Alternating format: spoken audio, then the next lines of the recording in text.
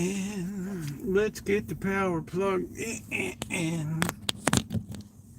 Let's get the power plugged in. All right. Where are my keys? It's so dark. I can't believe it. I can't believe how dark it is. All right, let's get the show on the road. Welcome in, everybody. Happy Saturday nights as we go airborne here today. All right, we almost slammed somebody right there. How would you like me now on that? All right. How would you like me now? Slam right into your vehicle.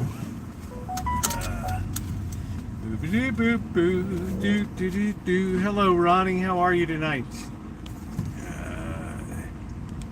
Okay. Donation button. Yeah, we're on the horizontal stream. I'm still going back and forth with YouTube. You always have to wait 24 hours until you get a reply. I got one this morning. And then they wanted more information, so I'm not ready to try it on a vertical stream. And we're doing call-in. We haven't had call-in in forever, so make sure to hit the thumbs up button, everybody. We'll see who calls in tonight. It should be fun. The number will be coming up. Please don't call in until we're back on the Rancho. It's easier for me. Hey, Jenny. It's easier for me to handle it when I'm on the Rancho as opposed to, although I got the speaker here, I got the phone set up today. We are all set. Yeah, I've got a lot going on. GTV. I've got a lot going on. A lot going on. I had to go to the phone store today and hang around there and get the phone activated. What's up going on, Crow? How you doing? What's up, Elmer? So welcome in, everybody. Please hit the thumbs up button. It is Saturday night. We're going to have some French fries and chicken in a bag tonight. I'm going to make sure no messages came in or anything.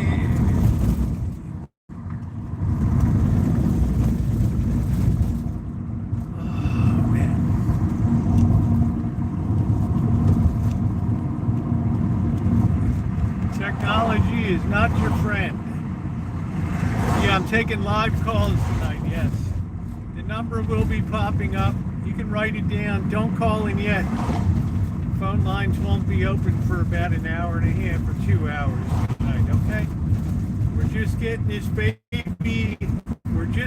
baby off airborne again after about a 3-year absence of calling. So we're going to have a few glitches tonight, so bear with the program. I hope it'll encourage people to be supportive. We've got a good chance tonight to smack the ball over the center field fence and actually hit halfway on this fundraiser in the first 8 days, which is pretty amazing. So we're going to keep our fingers crossed tonight that we have a couple sheroes out there that are going to do it up. Yeah, I had a very busy day. I had stuff to do at the Rancho, and then I had to, you know how it goes at the phone store. It's like buying a car. You're going to be there for a while, right? You got to see the finance manager, right? And you got to go to the next guy wants to sell you the extended warranty, and then you got to talk to a guy about options. Then you got to find, you know, are we going to pay cash or what are we doing? I just say the only thing I'm interested in is the out-the-door price. That's it. I only want the out-the-door price. That's all I want to hear. That's it. All right. So we got 40 people, and we only got 9 thumbs up tonight to get us off the bat. Better start getting used to the dark weather, guys. Better get used to it. So welcome in. Hat, by the way. Oh man, I'd like the hat. I'd like to be styling. I ain't no spring chicken. I ain't no summer chicken. I'm probably a late fall chicken. But it's glorious to be alive, and that's what I'm happy about. Yeah, we have 15 thumbs up. That makes me feel good. So yeah, it's kind of exciting. Maybe tonight we're going to smack it over the center field fence, 405 feet straightaway center. Fly ball, well hit, deep center field. Back goes Johnson, back to the wall, jumps, gone! Home run, Frank Robinson. And the Orioles take a 6-1 lead.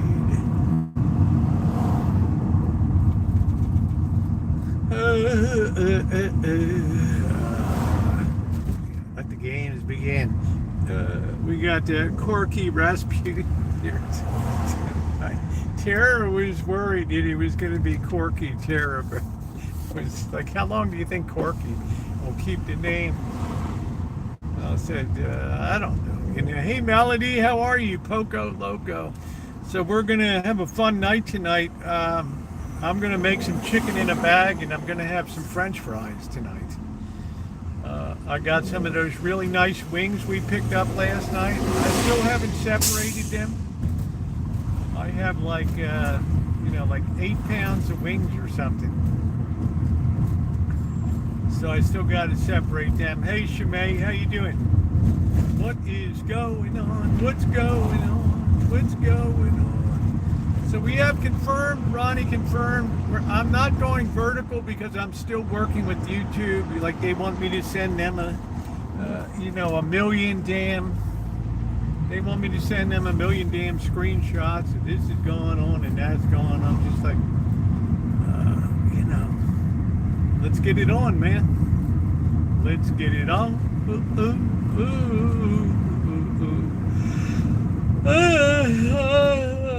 We got hug and kiss in the house. It makes it a real party tonight.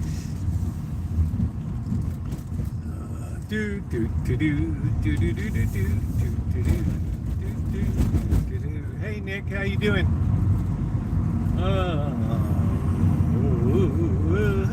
Hey Mystery, how are you? Nice to see you tonight. So, whenever you go to activate a phone, you don't just walk in like you're going to do 7-Eleven and 3 minutes later you're out the door. Oh, we got to tell you about this package. We got this going on. Oh, we got that. We got a data special going on. Yeah, let me tell you about it. I'm going to tell Frankie come over and talk to you. Go wait over there. Oh, goodness gracious. Gracious. We're dealing with this dark weather. Dark skies, and the blue hour is upon us. So welcome in. I think it's going to be a fun night tonight. Last night was an absolute blast of a night. It was so fun, and tonight with the call-in, it's going to be amazing, I think, tonight. I got the phone set up. I got the phone number that's entered into the Nightbot. I just ask people to stand by until we get to the Rancho. And then phone lines are open. Good evening, you're on the air.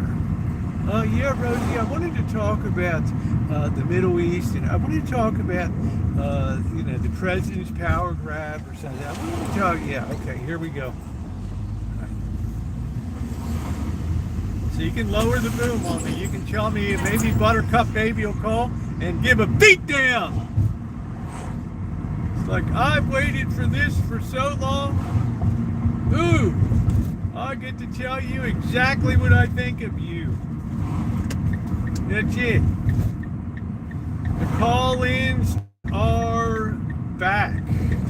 Learn to love it. Learn to love it. We got various thugs just wandering around the parking lot here. All right. Yeah, Crow's like, ooh, learn to love it, baby. 71 Cowboys, how are you? So let's get some hero to kick it off tonight. That would be awesome. We got our phone ready to go with our case. We got our Bluetooth.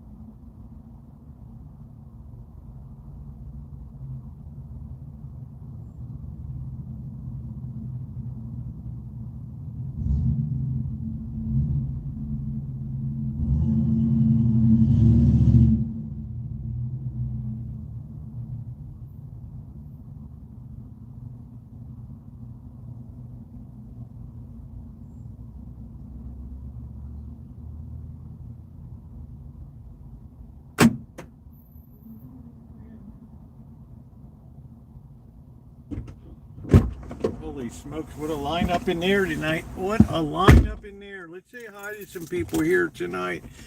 We've got AJ Wyatt. How are you, AJ? Melody. I think it's special night. Shemay is actually an AI bot. Yeah.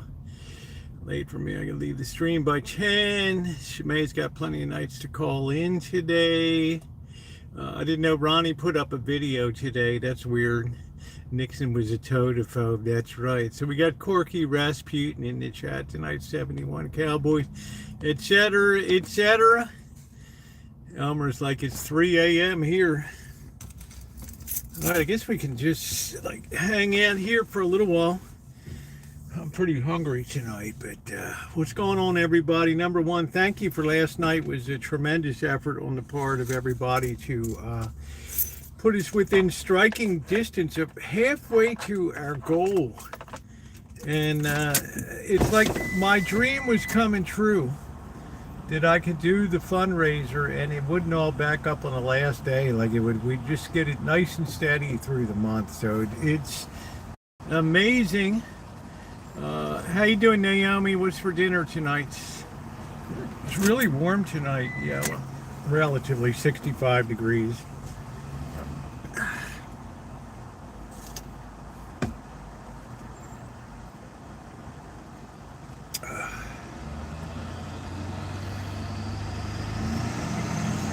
Yeah, we're almost halfway home. Yeah, it's a little warm today. This fleecy's pretty heavy. So, Elmer, what's going on today? I didn't really see much football today. I didn't check the final scores. I had Mongolian beef, pork chow, mein, and pork fried rice. That's nice that you guys are doing that in your kitchen now. That's tremendous. That's amazing. Getting those cooking skills all top flights. Corky, what's going on? You're suspiciously quiet tonight, which means Corky's waiting for the alcohol to be dispensed. The Labatt's blue. All right, let's see this boy's hamburger operation across the road here. We don't know if this thing is permitted by the health department or not. The hamburger. We got all these operations now on the street here.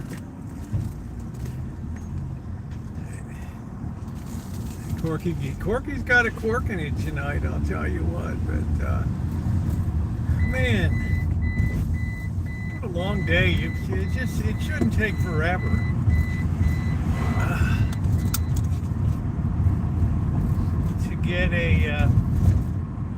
To get a phone set up.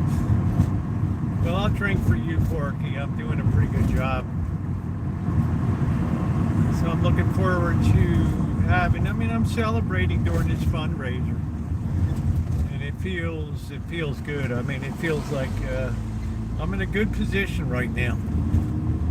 I haven't gone back and checked statistically to see where we were last year, but we're in a good position.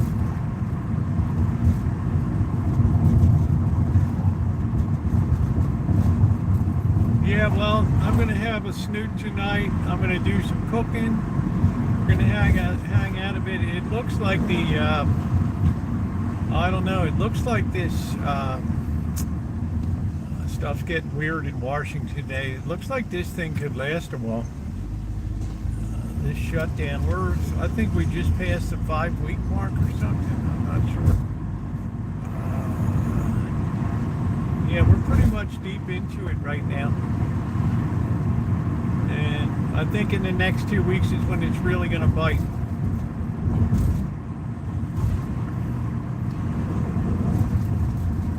Yeah, we love Corky. Corky's one of ours. One of Corky's greatest moments was when 600 plant life was here. And my guess is, Corky, that they escorted 600 plant life off the platform. I'm thinking that's what happened. Got 86 right off the platform. They don't take any rage, right? Any plant rage on here. Boy, the traffic is fierce tonight.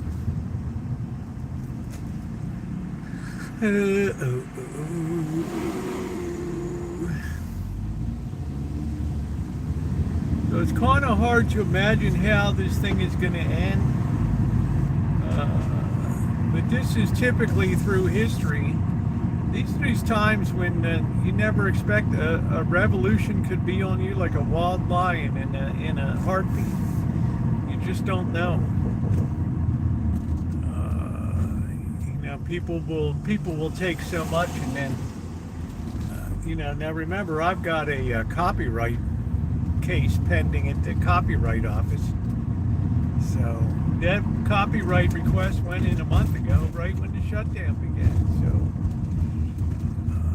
So I don't know what these birds are going to do. But it's amazing the company's functioning at a very high level. In the future, they should just have carve-outs for special, like FAA, other things. It's like electricians can't go on strike, right? They're not allowed to go on strike because electricity is too much of an essential service. So they have bargaining units that have arbitration and things like that. You can't. All the electricians can't go on strike in an area. The official mascot of this chat. That's it. Corky, I tell you, I'm going to put that river toad up one night. Isn't that going to be a hoot? I'm going to put a nice picture of a river toad up. I'm going to call it the 600 Plant Life Memorial live stream. Amanda Hug and Kiss hates that. Oh, I don't like weird people like that. Oh, you see, he's not the kind of person I would enjoy at a cocktail party. Don't you know? Don't you know? He's not the person that I would rub elbows with at the junior league. So tonight's menu is French fries and let's get some chicken in a bag tonight. I don't even know if we're going to be able to park over here tonight. I really cut this guy way too short right here. Do do do do do do do do do do do do bump bump bump do do do do do do do do. Let's see if we have enough light here. Yeah, if they don't tell you what they're serving, and they're serving frog legs, there's a good chance you're going to enjoy. You're going to enjoy the texture and flavor. But if they tell you, you're having a river toad or something, that's a totally different story. Amanda, one bad boy bird. I'm not sure what that means. Yasa the toad. Hey, Cindy, how are you tonight, honey? It's good to see you. All these people try to impress you won't show up. That's why, Corky, I've covered myself with paid mourners and pallbearers and all that. I ordered from East Chinatown Restaurant. Boy, you live in the high life there, Naomi, I'll tell you. that crew's living large down there in Oakdale. Not, right, not the other town, Oakdale. So it's going to be about a month. Naomi, we're going to be reunited in Oakdale. Reunited, and it sure feels good. It's in Modesto. It's, you're hungry 35 minutes later. I don't know. I enjoy Chinese food, but we really don't have a very good restaurants up here. You have to go down to Oakland. Even stay away from San Francisco. You go to Oakland. Yes, you did show up for Camo Dave's memorial service. Well, for you, it was a kind of just drive down to southern, down to Cape May there, floating Eddie. Well, I don't know what to do. The head will float, babe. This is winter time. This is the nightmare. Now, this is the nightmare. So who's going to break the cherry tonight and set us off? And maybe we'll hit the halfway point. Everybody, yeah, Camo Dave was great. I don't like that when people are snatched suddenly like that. It's really hard for me to cope with. It's like Mr. Z when he lost his wife. It was just boom, that's it. Just here today, gone today. And it was a very, very tough blow. And, I can still remember Camo Dave's Saturday call-in shows and his critiques. You know what? Hey, Smelly Cat, you know what? As much as some people didn't like the critique of Camo Dave, he was the glue that did a lot to hold interest in the RV in the travel community. And you'll notice since Dave has been gone, you don't really have, it's kind of fading away. He was a unifying force that, was like an eye on everything that was going on. When Elvis and I would have a fight or something, yeah, he'd have clips from it, and, we'd be going back and forth and stuff.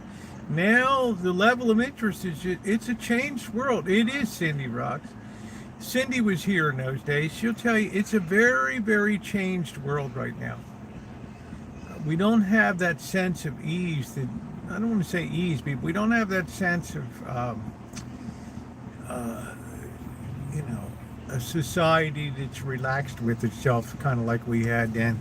Used to love picking on him at RSNs, yeah. Yeah, he's a good dude. He's coordinating his vacation because, again, it's going to be a quick turnaround. I'm going to be in Vegas the 15th, leaving the 26th, going to LA. I'm going to recuperate, go stick my head in an ice bucket for a day or two after this marathon live stream on the 25th. And I will be back like on the 30th or something like that. Spend some time in LA, and then basically I'll be heading over to the Central Valley and the town of Sonora, and then I'll be heading down probably the third week, coinciding with Christmas, down the road down to LA, probably via the Central Valley.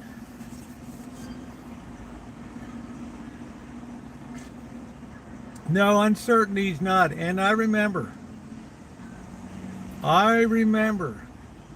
it was one of the most horrific phone calls, text messages that I ever got that May morning in like 2021. And we just hung out the night before. And I get that text message from Mr. Z in the morning. I don't know how to tell you this. Dawn passed away last night. What?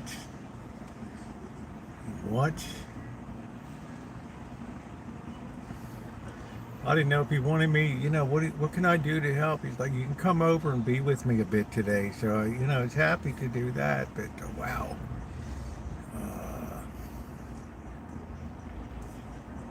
It's amazing. Mr. Z and his sister are both young, and both of them have had spouses pass away. So Well, she had some longer term health issues, but Cindy, I wouldn't say it was anything that was, earth shaking. But this just came on suddenly, and that was it. Yeah, it was bad. It was really bad. And what do you say? Well, you just got to be with the person, and he was. I'm happy that we could be good friends because he really needed that friendship that next year. Really needed that friendship. And his friendship alone is worth all the time I spend down in Las Vegas. All the time I spend down there. All the time, dying in their 30s, man, it's crazy. People just aren't that healthy anymore, AJ. I think it's the foods that we consume. I think that fast food is just a killer for people. The convenience is like a death sentence in that. Whenever I saw him in your live stream, they felt better. Yeah, I was just wanting to spend a lot of time with him. So I don't know what we're going to be doing. Some cool content. We might go over to Blue Diamond again, the town of Blue Diamond. Maybe there's another town like Nelson that we went to last year that was fantastic. How you doing, Carrie class? Maybe we'll take an overnighter up to Tonopah, which is an amazing town. It's impossible to cinematically film, but it's kind of an amazing town. And we can stop at Goldfield on the way to see what happened there. That's the Goldfield where I welcomed myself into the hotel that was under renovation. I saw the door creaking in the wind, and I just walked right in. How you doing, Scottish? Just walked right in. Maybe once every month sometime. My fast food is probably these days once, maybe twice a month. It's in and out.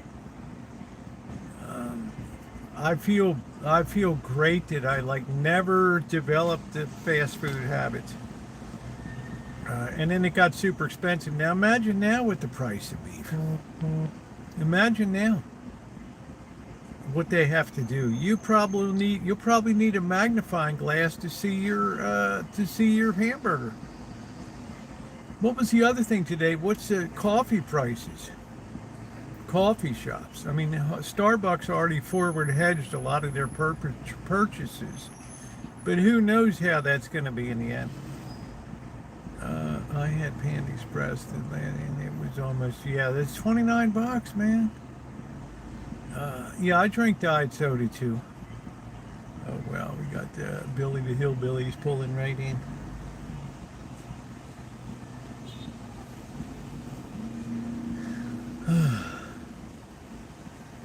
What's going on, Billy? How you doing, bro?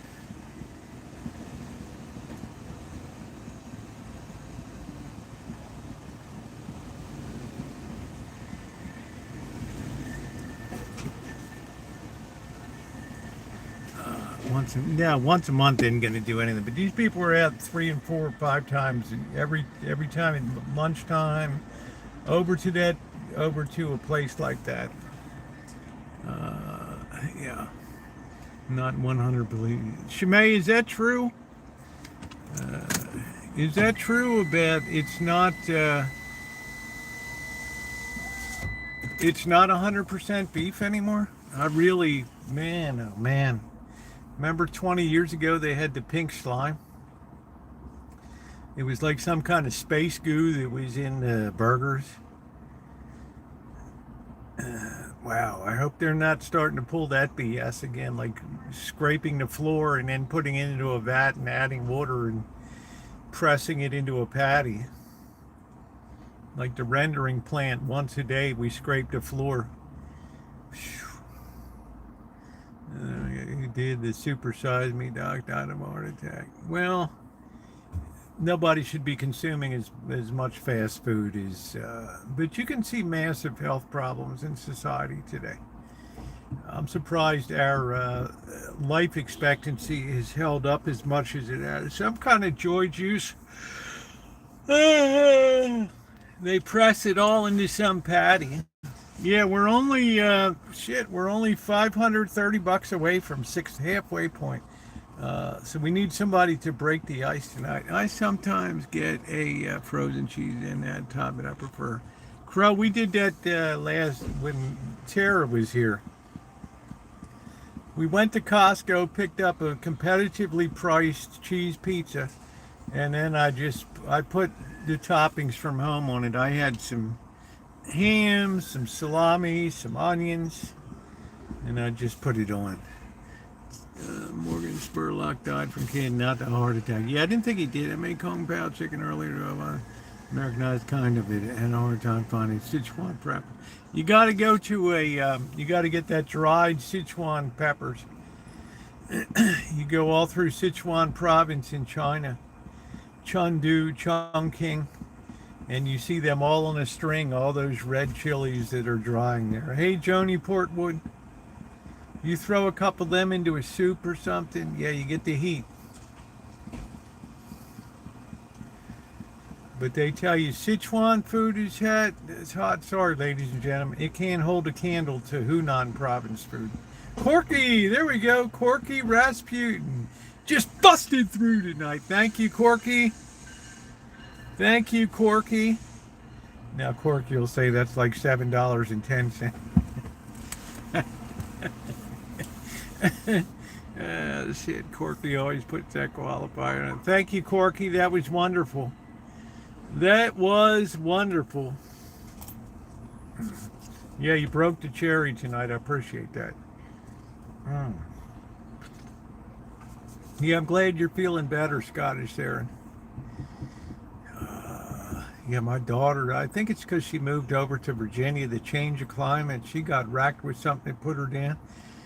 My son-in-law had to stay home to take care of the baby for a couple of days.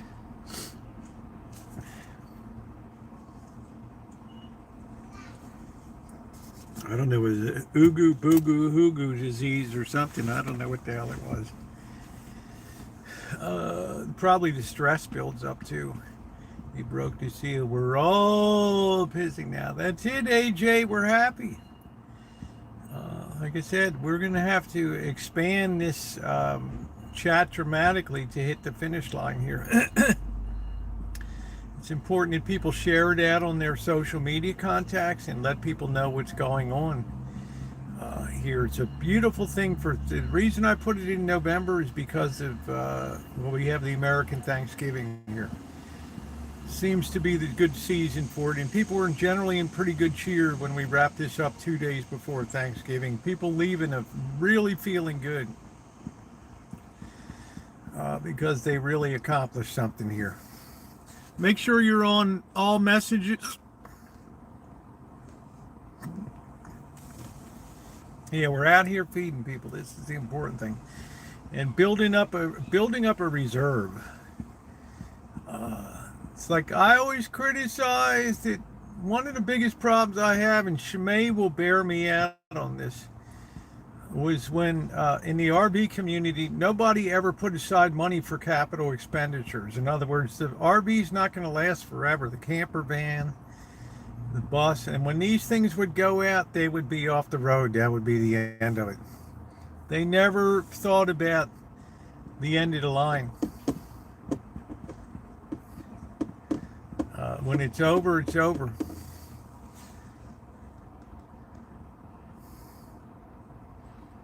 Yeah, we got a good gracious in there. I'm looking. I haven't had chicken in a bag in a while. That's going to be good tonight. I want to put a little heat, and maybe I'll have barbecue tonight. Plus, most of them never paid. Well, of course. I don't know. Like I told you, Bob Wells and I had our go-rounds about.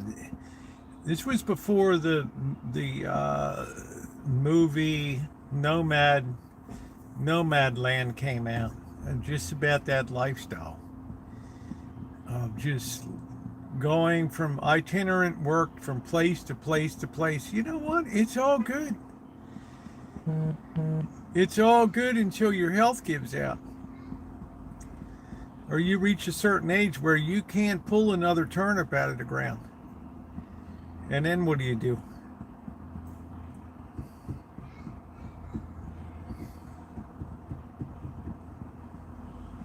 You know, I watch these people go out there. I'm not criticizing it. They go out to the desert, they get their piece of paradise, quote unquote.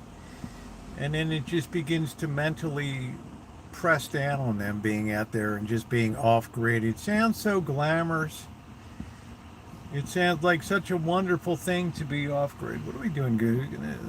What am I, the searchlights at the camp?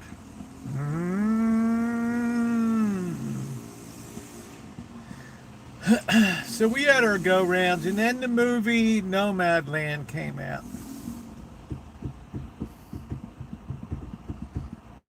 And that's like the Oscar, and then I'm like, okay, well this was like pandemic BS and all that. Well, I know he's a weirdo, but I didn't connect to that. I think that's what you call, Corky, a very short-sighted lifestyle. And some of these people, there's one guy, and I don't mind calling him out. I can't remember what the hell his channel. I'm just seeing, he just popped up today on my feed. And, you know, he was like, oh, I blew the head on the engine. And I personally sent the guy money to get the head repaired at the shop and stuff. And couldn't believe it. He gets the head back, gets gone, and then I end up being blocked on his channel. Now, mind you, I didn't say it. I didn't say anything. I didn't say anything. But it's just the kind of mental state that some of these people are in.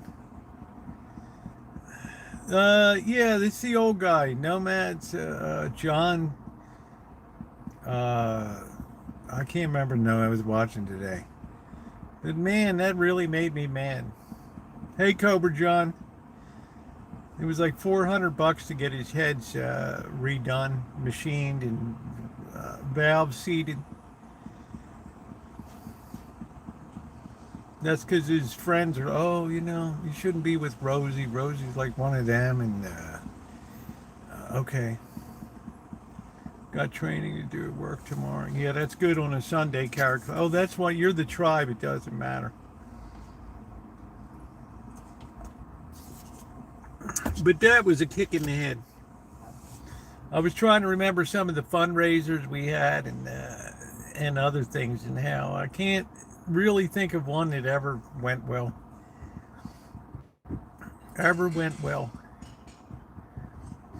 And this goes all the way back to Nomadic Fanatic when he sold his Class C to an elderly Florida couple, and he was on the live stream with Rory and me and Elvis and Blacktop Boondocker and Mike Living Free and all these, and he's cackling about how this thing was a death trap that he sold them. That went down well. Life of Ducky and Petri, how are you? Who was the guy who always had the big spaghetti party? I'm not sure. I had so many years invited. Oh, you know, you got to come to the RTR. I liked a lot of the people that were there and knew them as friends, but you know. So I had my issue, but who am I? It doesn't matter what the hell I thought of something. Why was well, I'm just saying. That's what people rubber tramp rendezvous in Quartzsite. That's what I'm saying. Carry Class is, you know, he was cackling about it was a death trap, and then the people ended up breaking down on somewhere around Pensacola or something. We're cooking wings, chicken in a bag, and fries tonight.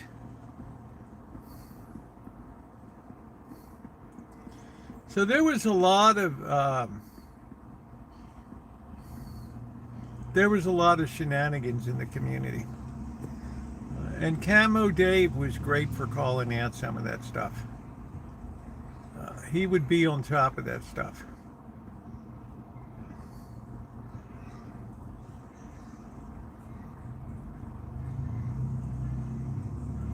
That's what I really miss. But then again, people understood that it's very hard to make a go of it on the road.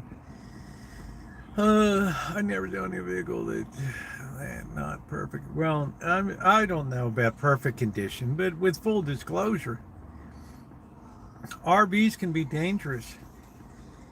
That's a lot of weight on the frame, and shit goes bad. Bearings, you can imagine the pressure on wheel bearings.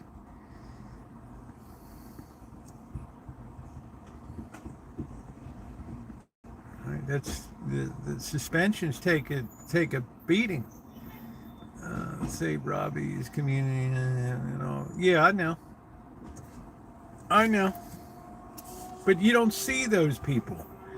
That's the difference. You don't see those people, their lives. This community was unusual because everybody was doing videos or live streams, so you knew everybody.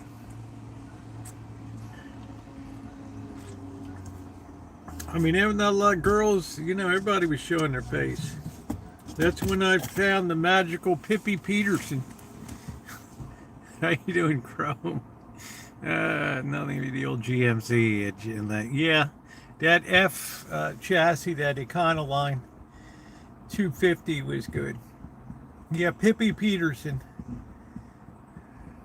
Somebody said, "Oh, Rosie, you ought to go down and meet Pippi. You guys could do belly dancing together or something." She wised up pretty quickly, I think. I see you, Aquarius. How are you, babe? I probably missed you at the beginning.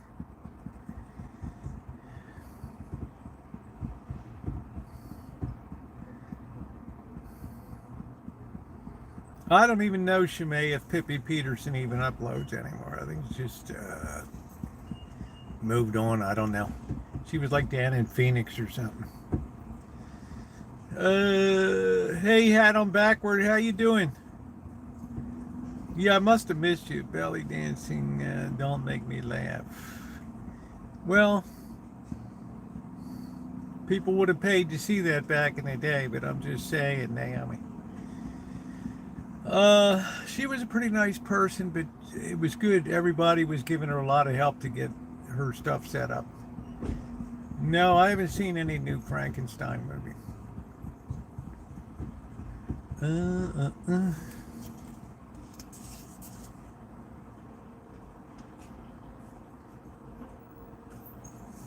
Yeah, moved on because I just don't think Shimei, and I was a little worried when Shimei's like, I got a van and I'm going to join the travel community. And I thought to myself, okay, remember, write down that number for later. We have the phone, 707, whatever it is, 242-4617. Will be the call-in number tonight. I did watch the new con. It wasn't good. So we will be having call-in tonight when I'm back on the Rancho. I don't know who's going to bust the cherry on that. It's been about 3 years since we had a call-in show. I thought it would encourage the fundraising effort if people could call in, even on their marathon stream with Father Creer sitting there or whatever, and have a discussion or whatever. I thought it would be interesting. By that time, I tried to call her. You're welcome to call in. Yeah, you wanted to see the country, Shimei? And I thought to myself, babe, you got a beautiful Honda HRV, and you got the open road. The problem is you got too many responsibilities right now, but you would stay at a Hilton house. Okay, they were really nice when I traveled. They were lesser than a Hilton. They were like a Hilton house. Yeah, it's been 3 years, Scottish, since I did a call-in show. Now, so make sure when that number comes by that you write it down, that you have it.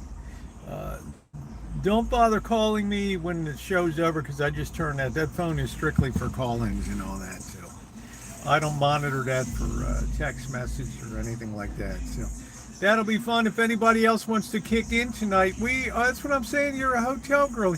Can you see Shimei out in Quartzsite with the wind blowing? Sitting in a seminar learning about how to properly, this alternative fuels for cooking while she's getting sand out of her eyes and hair, and eating lousy food out there. No, she will curse the day that she probably did anyway, that she entered saw the community saw the community on there. You can hit these rainy stretches where you're in that van day after day, and it's like a Chinese water torture. I was down in El Centro, which is it's like the hellhole of California, out in the lower Imperial Valley, where they grow all the winter vegetables. It was blowing so hard. I have a video. I literally thought that the van was going to flip over, just sitting in a parking lot. You talk about a miserable night of just feeling like it just felt like I was being humped all night. Yeah. Yeah, and they're teaching Shimei about bucket latrines and all that stuff. And you put your Walmart bag in, and it's really nice. You got a nice seat that you sit on. Yeah, okay. Right.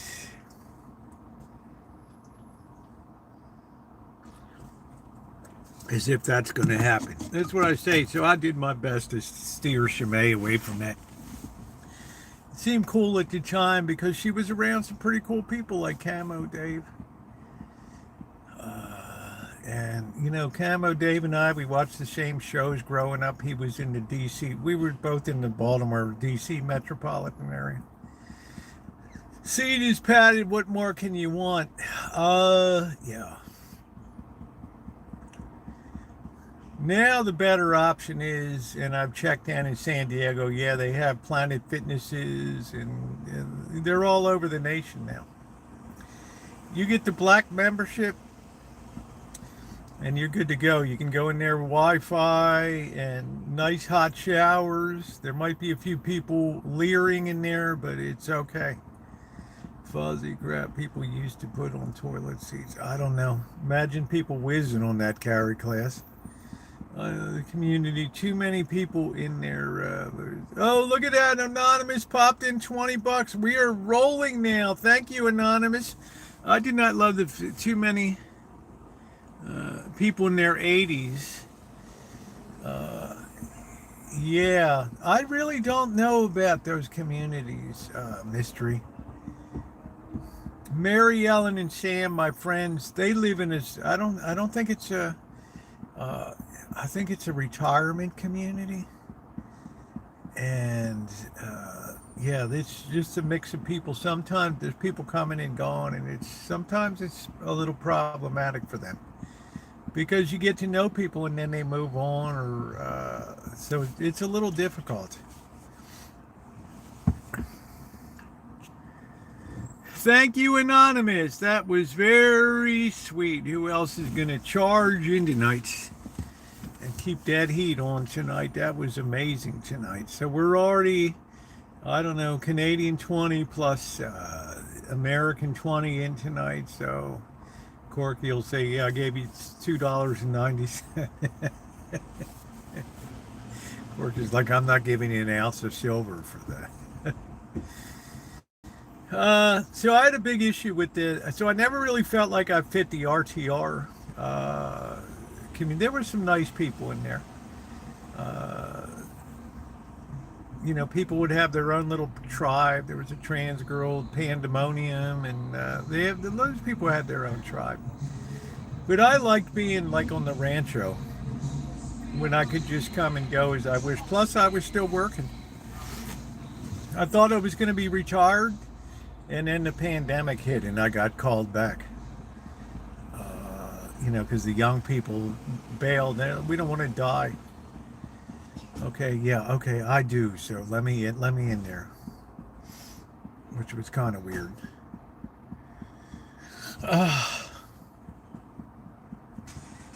When I think about that pandemic, it all seems like a haze now. All seems like a hazy memory.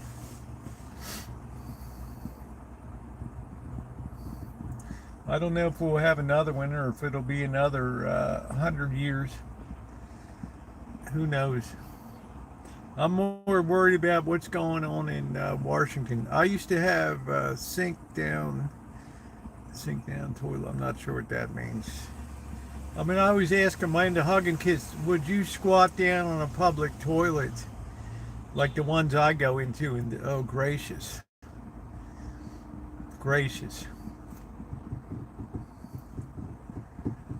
And she never liked it anyway when I would come out and meticulously describe what the state of the bathroom was when I went in.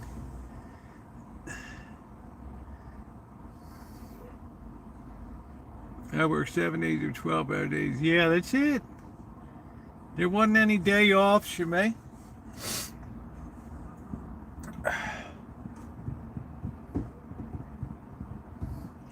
It was totally uncharted territory for state governments. I like to travel when I have a home base too. Yeah, that's nice. How you doing, Elizabeth? Thank you for your nice Gmail information, by the way. I appreciate you taking the time to be thorough and considerate like that. Thank you. And for all that trouble, you get a 2-sentence reply. Oh, that's a sentence more than I expected to get. I enjoy traveling, but I like to make it an extended trip. Like there has to be a theme for the trip. Like I wanted to do like Faith Across America, finding communities that were extremely significant in history and things.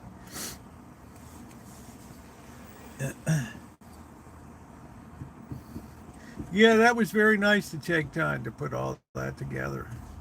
I appreciate you. I didn't get jack squat today. Oh, wow.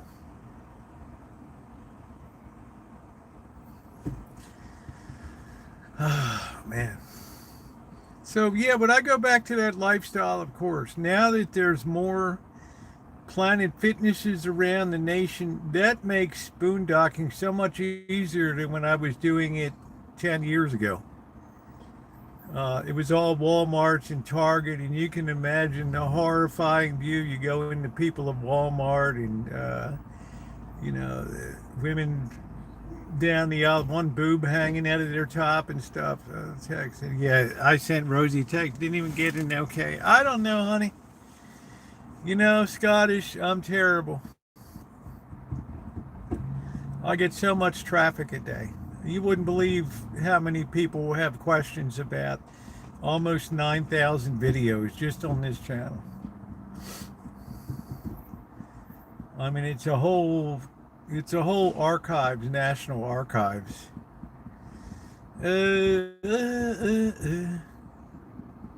Jerry Jones donated $20. That's what I'm talking about. Thank you, Jerry Jones. Great contributor just comes roaring in. Thank you, Jerry. I appreciate you. Thank you. Person that enjoys coming to the chat and hanging out and makes the move to support this once a year fundraising effort.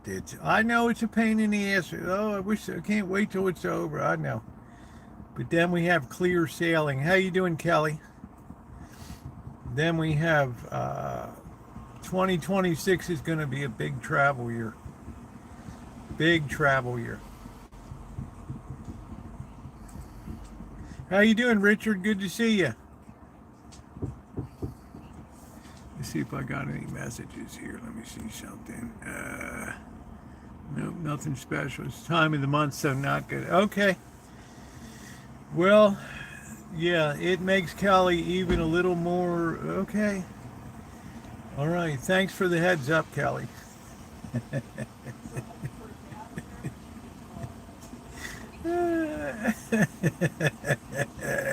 We love our Kelly. We really do. When she's on her period, a whoop-de-doo.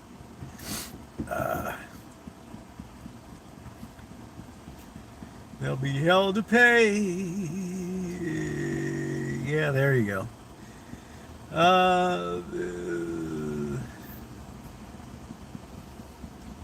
Right on the moon cycle. That's it. Right on the full moon. Just right after the full moon. I could set the calendar by Kelly.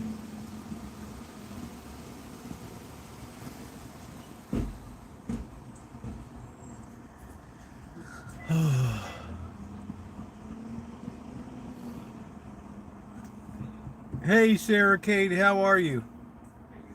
Oh man, it's very cute. Yes, it is. Get a good look, Kelly.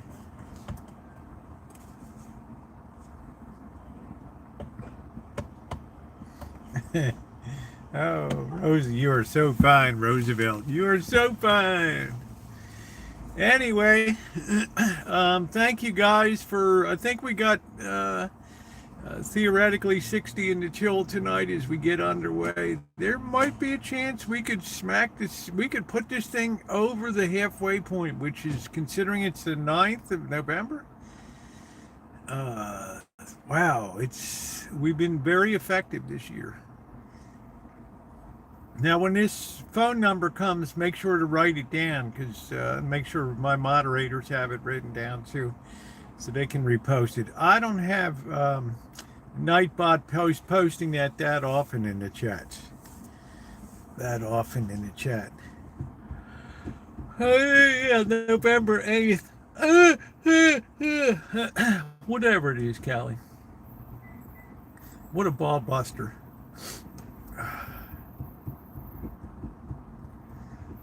What happened to Calissa? Who's Calissa?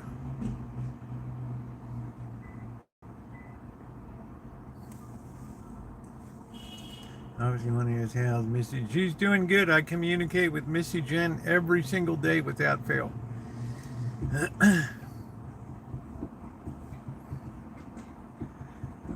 Years, going back to 2014. Never missed a day.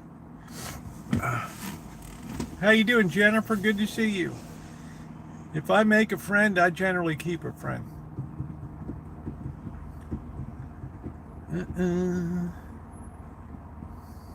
What's going on, Alan?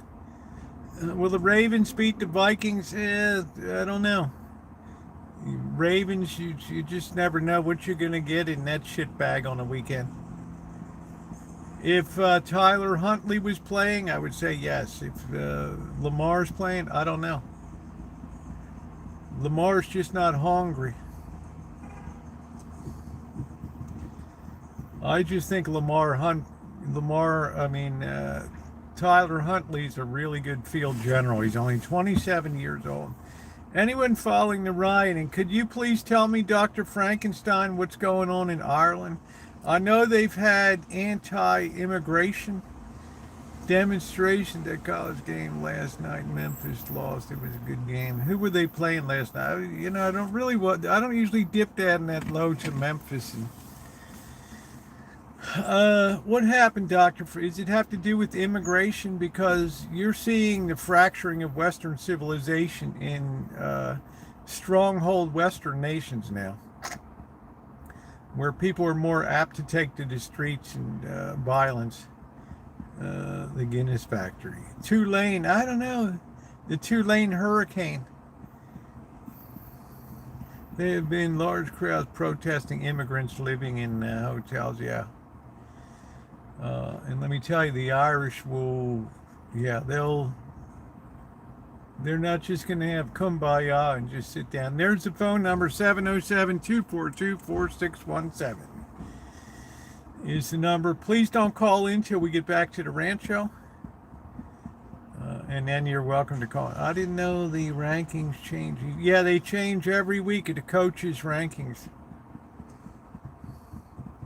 And I don't know if Indiana was having they were gotten pretty good today. For number 2, I'm not even sure if Indiana won today. With police, many police they're joining. Yeah, that's what I'm saying, Dr. Frankenstein. When the police start tipping into the crowd, it's over. It's over. When people start putting flowers in the guns of the soldiers, it's over. Boy, they're lucky they won today. Who did they play today, Kelly? I can't remember. They're lucky that they're lucky they won. Let's see. Penn State. That surprised Penn State could get it up for that game. The British government is heavily censoring the Irish journal. They've been arrested for reporting. Jeez. You cannot affect what's happening by playing with the thermometer. It's what I call the North Korea syndrome, where you tell people that the hotel is 70 degrees by showing them the thermostat on the wall, even though you can see everybody's breath and it's like 48 degrees.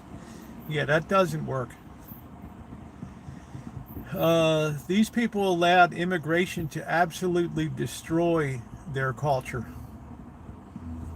And for what reason? Because of boats. Ken Starmer's is an idiot. He thought he could stop the word getting out. Well, you see that Britain is, England is becoming much more authoritarian. You have to. You have to resort to more military type tactics as time goes by to control the population. And you can only control that for so long, and then boom, you tip the scale and you're in an entirely different world.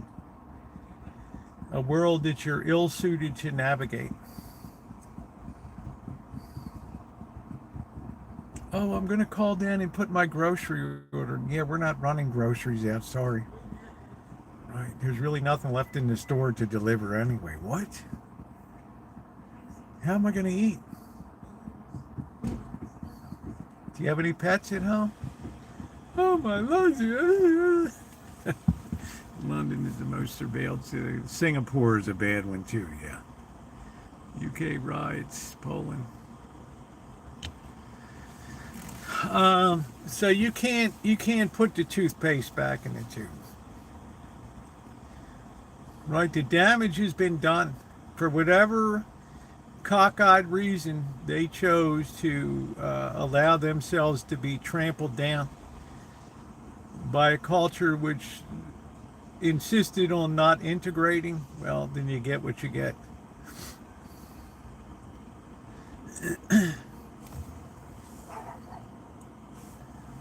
That's the reverse. That's the back sewage of the British Empire. And I hate to say this because I love the UK, but the UK has been at the heart of some of the worst shit that the world has been dealing with in history.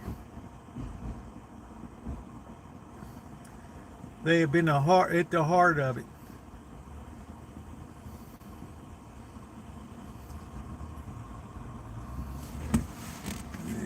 Shoot the Blitz. Withstood the Blitz. It was a different country then.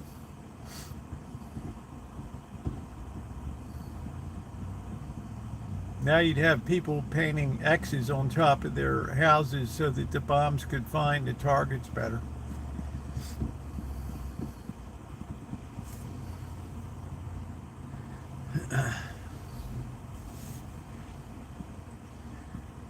So, but when you talk about that stuff, you're met with deafening silence because there's no answer to it. There's no answer to it. There's no defense to it. Abraham Lincoln, the nation. Yes, it came from his. Where do you think that came from, Rich? From the mouths of Christ, from the mouth of Christ. A house divided against itself cannot stand. That's where Abraham Lincoln pulled it from. Will not be televised, it will be on. Yeah, that's it.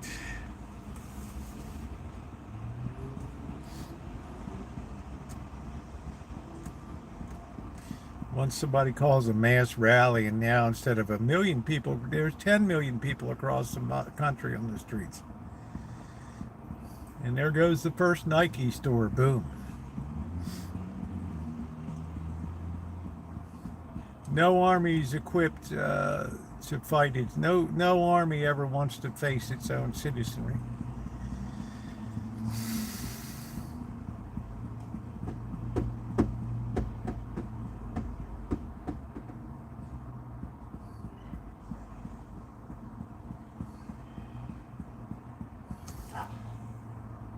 quicksand. Crumble into the sea eventually. That's it.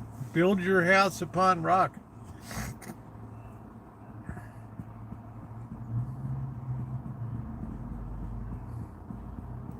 But these days we live in a world where division is the name of the game. Divide. Divide, divide, divide, divide. Divide religions, divide politics, divide culturally, divide socially, divide economically. Put people at war with each other.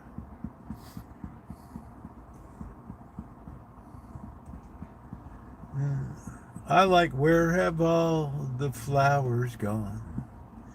Long time passing. Doo doo doo doo doo doo doo. Puff the magic dragon lived by the sea and frolicked along the coastline all the time for you and me. Divide, disrupt, and yeah. That's why I say our society is demonically infested. I don't know who it was once. The saint had a vision of the demons, and wing to wing they covered the whole sky. Like they covered the whole. They were packed in so tight, and so many of them. What brought on Puff? We were talking about like folk songs of the '60s. Joan Baez, who I want to smash a guitar every time I hear.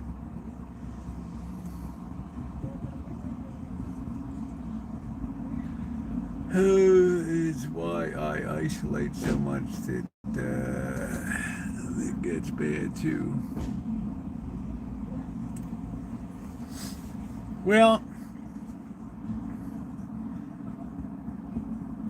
Phoebe Cates, thumbs up. I don't know about Phoebe Snow. Yeah, we're at 55.24. We might actually make 6,000 tonight, Shimei. We might actually hit the 6K tonight. I don't know.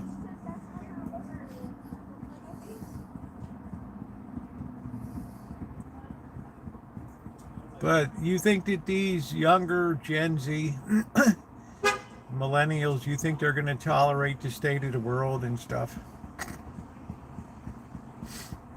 Think they're going to see Elon Musk with his $1 trillion pay package? Yeah, that boy's head might be in a guillotine one day.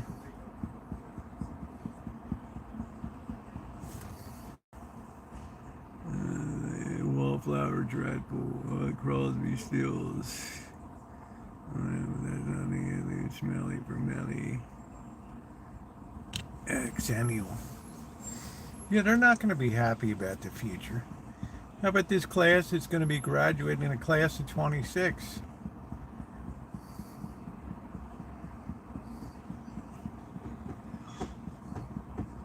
Shimei's right up there in Jersey. She's with the Labor Department.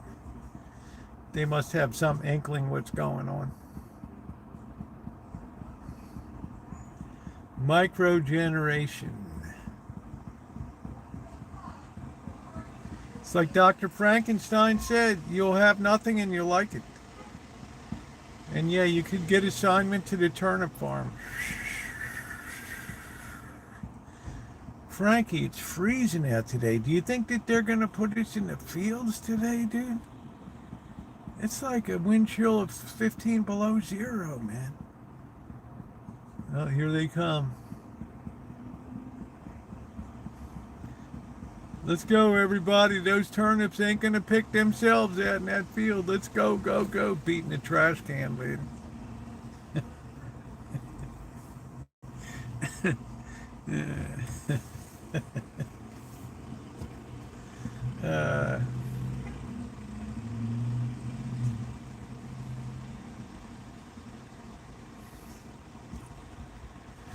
Oh, man.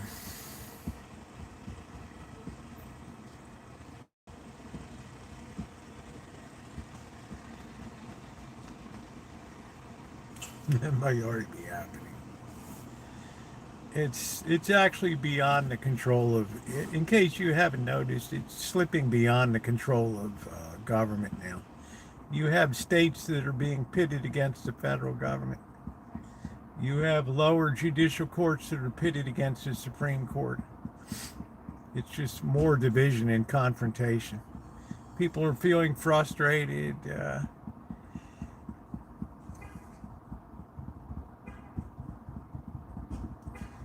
Where have all the flowers gone? War is, what was the other? War is unhealthy for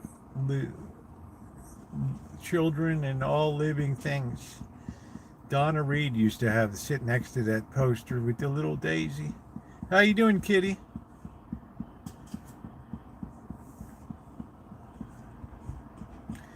Yeah, that whole movement was creepy. But that was the birth of liberalism right there, Dr. Frankenstein. That 60s tremendous wealth being generated, and that feeling of guilt started to be injected into society. That was the beginning of the end right there.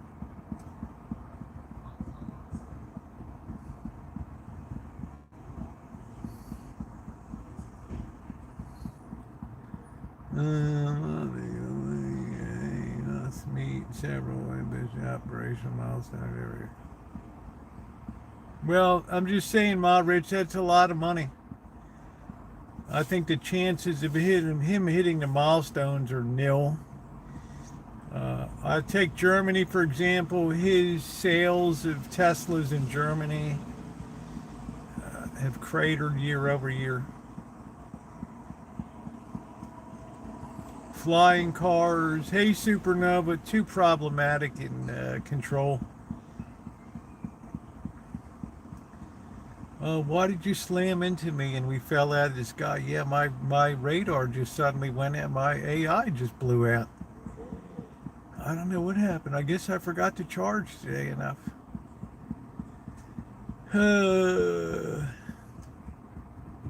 Well, it's the name of the company, so it all gets tarred with the same brush. The Cybertrucks look silly. I can't wait to see what the flying cars look like. Like something out of a 1956 Popular Mechanics magazine. Build your own flying car out of trash cans in your backyard.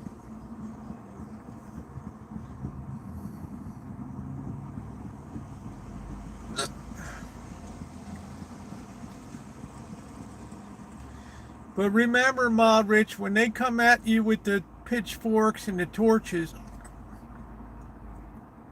even though you go into hiding or whatever and you have the moat, your quality of life takes a dramatic drop compared to the person that's living close to the ground on the rims in life with uninflated tires living on the rims. My drilling gun is the real mad genius thing. All right, take care, Shimei.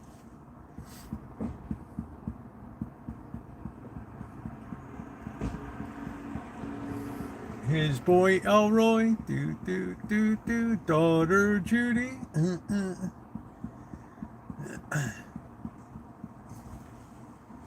I'm not sure, Melody.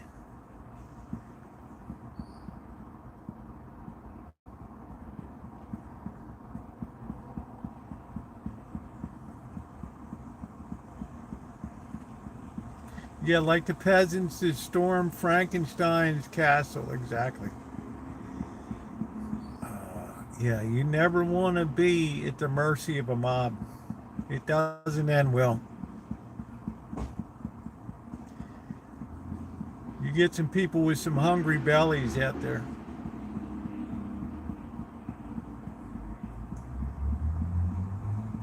Now you're going to have a crackling good time. What's for dinner, Supernova? I'm going to have some homemade French fries and some chicken in a bag tonight.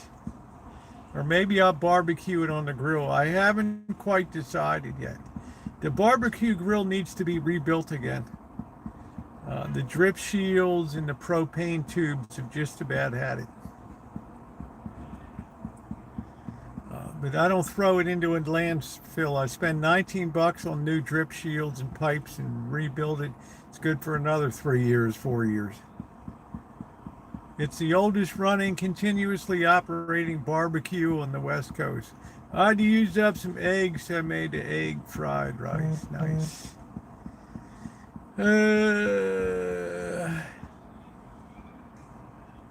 No, I don't want to burn charcoal. I want to use my wood. I might convert that into a wood burning barbecue.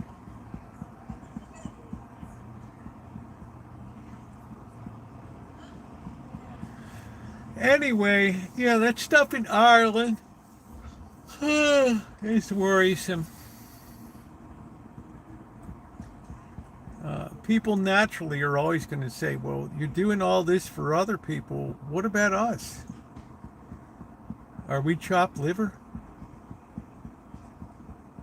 Why should immigrants get all the benefits and we're sucking eggs out here?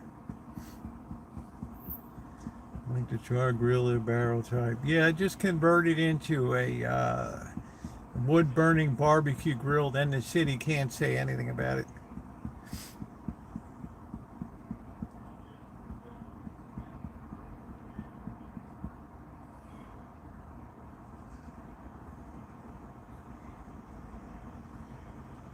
And brown sugar, Smelly Cat.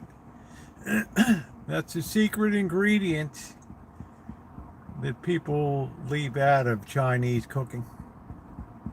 That and touch of ginger and some peppers in there.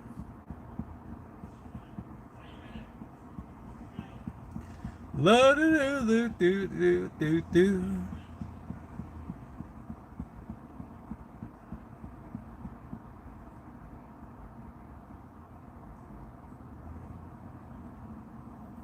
I did get I got a email about 2 weeks ago.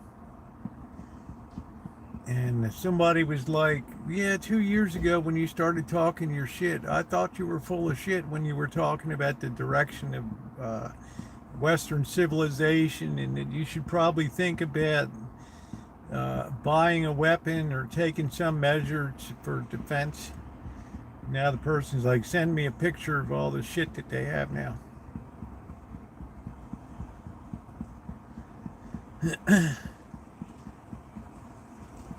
The thing that amazes me is people just have this assumption that the trend will change, that there'll be some inexplicable force that comes around and instills values in society again. It ain't gonna happen.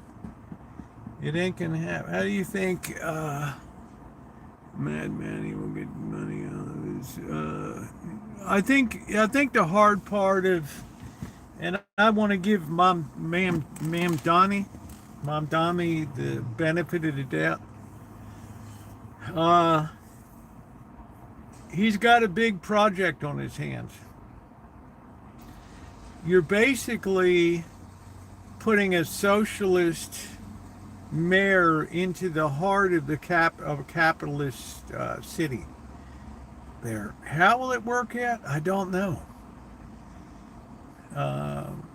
It's always, people have big dreams, but all of those dreams take money, big money. And we know that New York is very stressed. We know Jamie Dimon came at it once again and said, beware everybody. He told my Mom Donna, he said, beware. More than half of our jobs at Citibank, Bank of America, JP Morgan Chase, Goldman Sachs, and Morgan Stanley are now located in Texas or Florida. He's like giving a warning. He's giving a warning. And if they leave New York, there's no,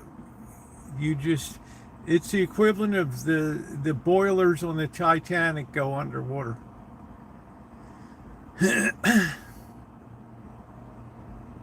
and the fire just goes out.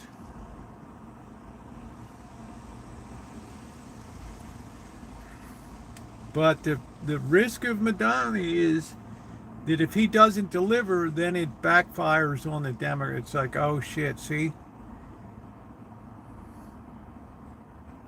what happened? Destroyed the city. So there's a lot at risk. This is like a microcosm. This is a test bed. This is America's test kitchen here.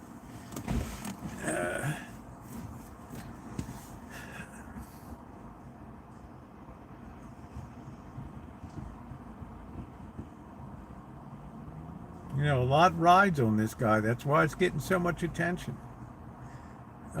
Shit, good question, Ronnie. Damn. Since I'm not seeing any light, I doubt that we are. Let me see here. Yeah, we are charging. This new phone is ultra dependable. What is that? Yeah, we have to wait and see. We have to wait and see. This is why I never prejudge anything. This man was duly elected mayor, and I say give this guy a chance to govern, see what kind of programs he puts out. I just know with the constraints of money and the way the money drain is moving now, is you have to tread very carefully to not kick at your high earning people, and then you have just a poverty stricken city. You turn into like China in 1930. City-run grocery stores.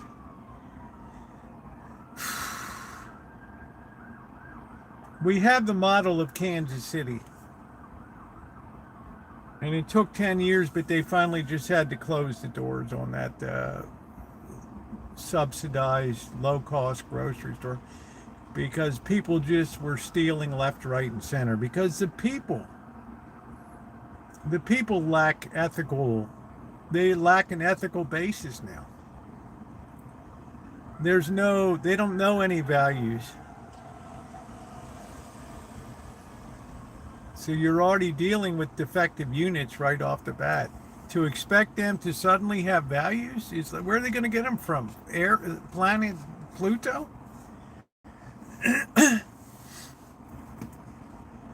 That's the missing piece that my book addresses, that civilization has a foundation. It's at the time somebody's born.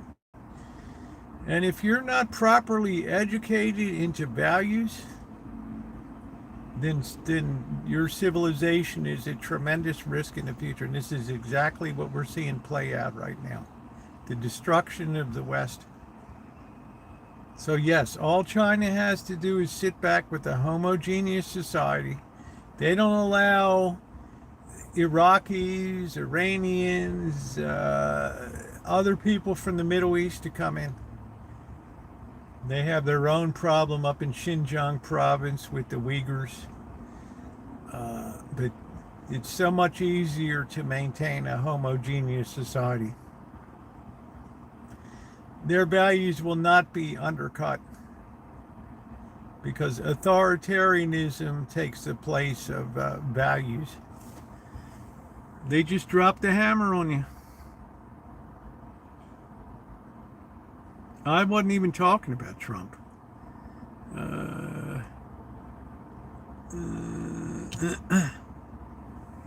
Trump's got his own tiger by the tail here.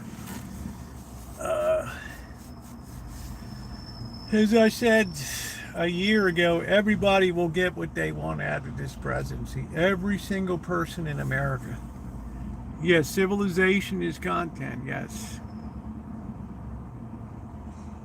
China doesn't really have to do anything except just sit back and watch wrong-headed immigration policies destroy nations.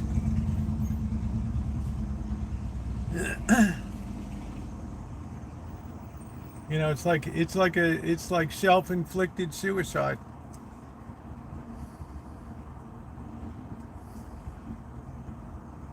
Create an enabled culture and run forward with that. And then get mad because they don't want to pay the bill for it. Nobody wants to pay the bill for it.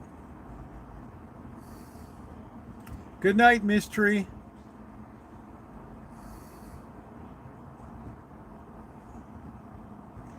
The biggest challenge for Mom Donnie will be placating Wall Street. That's so critical. Thank you, Anonymous. Wow, look at that. $76 from Anonymous. Thank you. That pops us over 100 and think $20 in donations tonight and moves us closer to halfway in this fundraiser. Amazing. Right on. Thank you. This is something positive in the world. Thank you, Anonymous. Something that we can feel proud about this Thanksgiving. That is beautiful. Thank you. Thank you so much. Let's give a thumbs up, everybody. Let's thumbs up the stream here. Wonderful, beautiful people. So his biggest risk is Wall Street. That accelerates their flight from New York City. That means less people buy property. Long Island, the Jeffries and Ina Gartens. Jeffries not teaching anymore. The business department don't have anybody enrolled anymore. And that's it. Then she has Michael. Isn't that special? I went down to Michael at the flower shop. Isn't that special? He put together a special ensemble for the holiday. How special is that?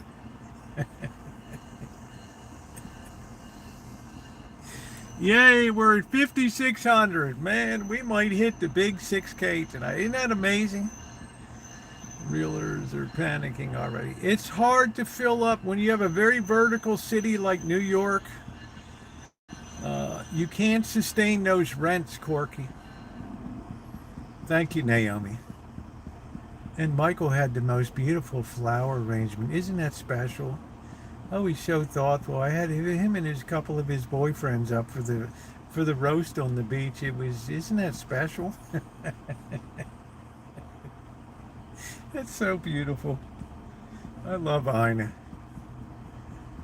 38's my favorite special.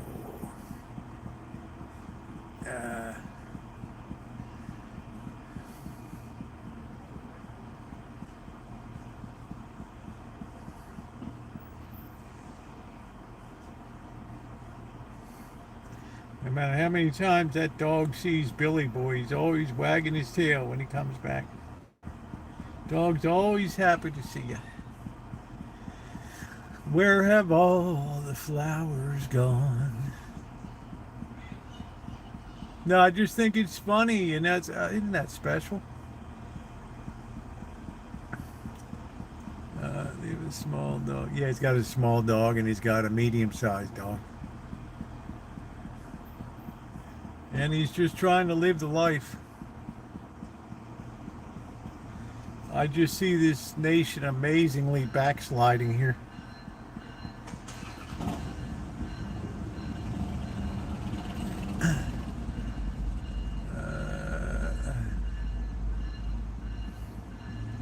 Wow! Look at what Amanda Huggins said. Ugh, I can't stand Ina. Are you kidding me? I mean, she's the doyen of gracious living. She's like right up there with Martha Stewart. The Friday night roasted chicken for Jeffrey. Oh, it's Friday and Jeffrey's coming in from the city. I told Michael he'll have to leave early with his friends today. Isn't that special? I told them you'll have to clean everything up because Jeffrey will be here about 8 o'clock tonight.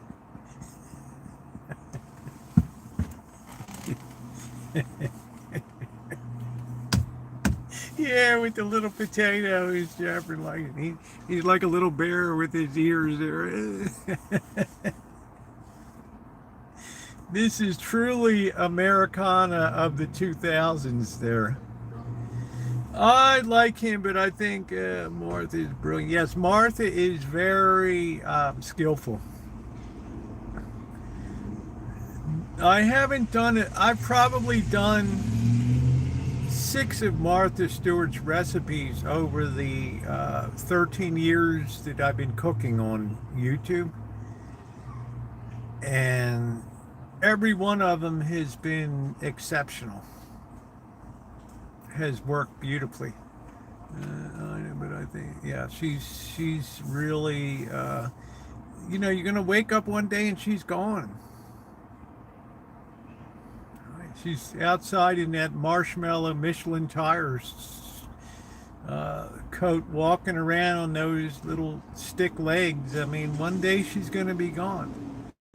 I'm so glad I have meaty legs. We need two cats named Martha and Gordon. Yes, and Jeffrey.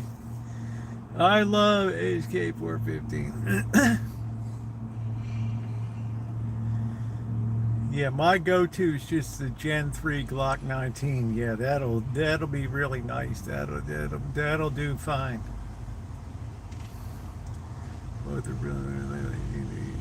I just think Martha stays very active. But you never know, she might have a stroke and be an idiot one day, and that's it. I mean, just you never know. She pushes hard. There's been nobody at entertainment, the person that stayed more relevant than her. You don't see Jeff Smith, Frugal Gourmet. You don't see Bobby Flay, Michael Chiarelli, he's gone. Mario Battaglia. I would have said years ago, I would ask Rachel Ray out on a date. Yeah, I don't know, man. I don't know. Oh. Who are you? I'm Rachel. What do you mean, who am I?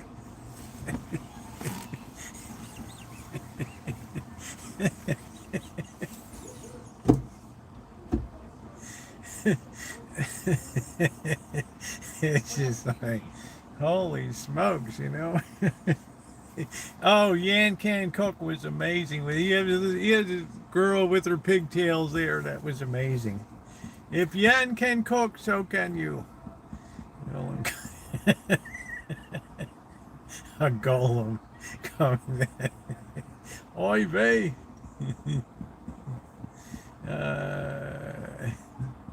It was in The Sopranos when they wanted to get the Jew hired Tony, the old Jew hired Tony and the gang to get the son-in-law out of the hotel or whatever. You created a goyim, a monster. It's the goyim. Julia Child was good because she showed you what you could do with just a little bit of gear. And then look at Martha Stewart's, look at her setup on Turkey Gobbler Hill or whatever the hell it is. Deep Throat Hill up there, whatever the hell it is in Connecticut or whatever. Look at all the gear. Look at Ina Garten with the well-appointed. Julia Child used the damn range. Created a goyim. I don't think there was anyone as good as she did. A lot with nothing.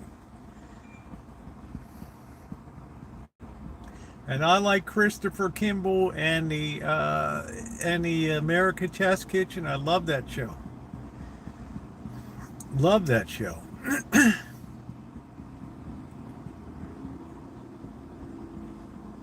You created a goyim.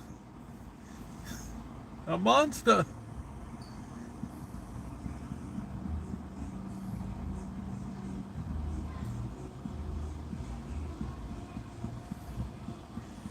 And then there'll be Jeffrey. Friday night, where's the chicken?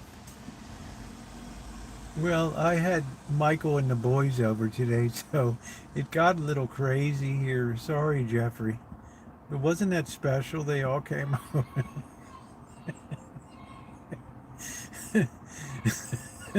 But I did. There is a DiGiorno pizza in the freezer you can heat up.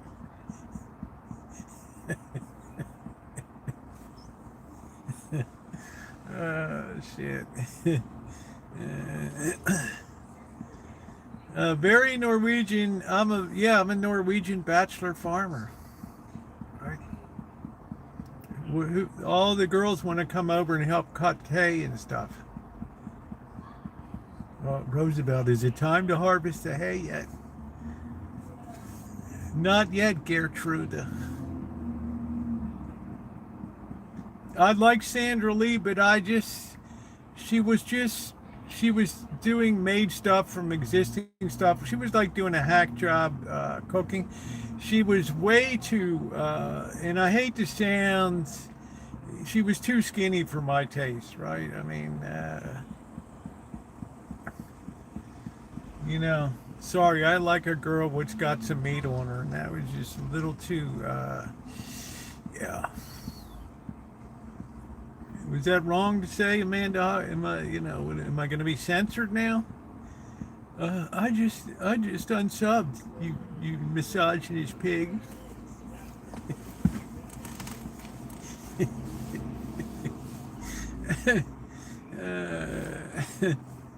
Oh, you're awful. You're such a chauvinist pig. Oh, Sandra Lee wouldn't even... yeah, Cindy's like perfect. I love watching her when drunk. She had great cocktail recipe. The one I enjoyed the most was Bitchin' Kitchen. It was on for a very short period of time.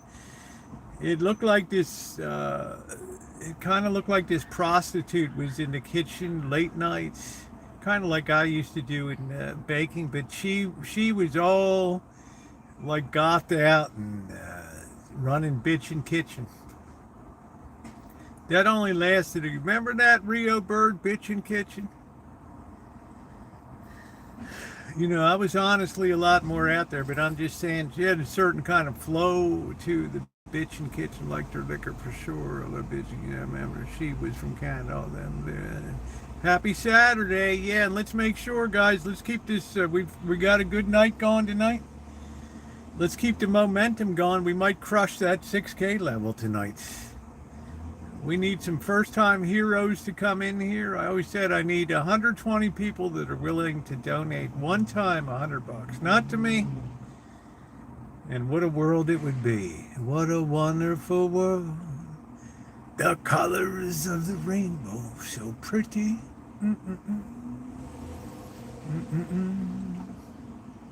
I see Giada De Laurentiis cooking for me. Oh, my dreams are so fine. We're sharing some wine. And next thing you know, she's down for the flow. Thank you, Supernova. $20 from Supernova. Thank you, Supernova. That's what I'm talking about. I think that's the second time Supernova donated on here. Thank you, Supernova. What a doll. What a doll. Thank you, honey, for keeping the flow going.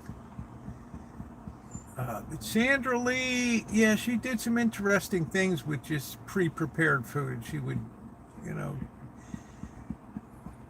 spike them up a little bit.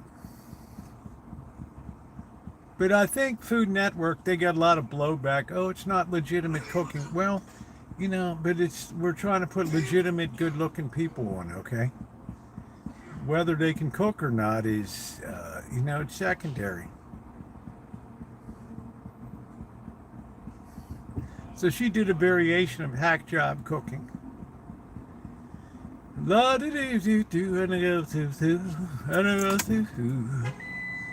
it's 7:30 already.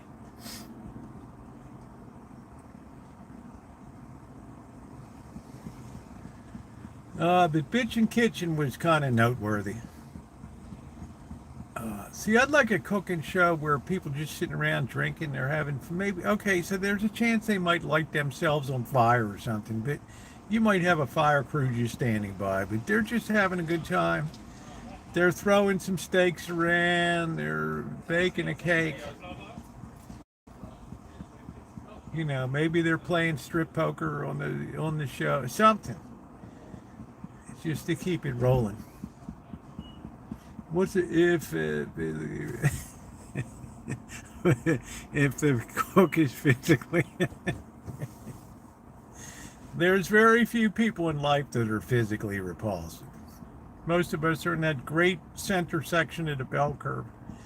We're not repulsive. We're just like gelatinous blobs.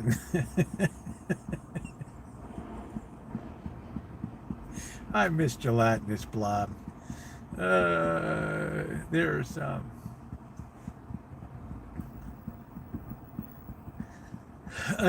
yeah, I've been to the DMV. Yeah. In Santa Rosa, a city of 200,000 people, we have one office. You better pack a lunch. You go in there, you see, you get like H63, and they're serving like A 1 through 100, B 1 through 100, D 1 through 100, G 1 through 100, and there you are, just once in a while sliding the H in there. Now serving B26 at window 7. Now serving B26 at window 7. Now serving A34 at window 9. You don't ever hear an H. H means you just walked in and took your chances. Literally, you better pack a lunch when you're down there. I mean, you go, oh, I'll make an appointment. Yeah, they're 3 weeks out on appointments or whatever. Yeah, I got to have this thing like Tuesday, B34. How old you have to be to date Michael Jackson? Now serving B14. Amanda Hug and Kiss hates that one.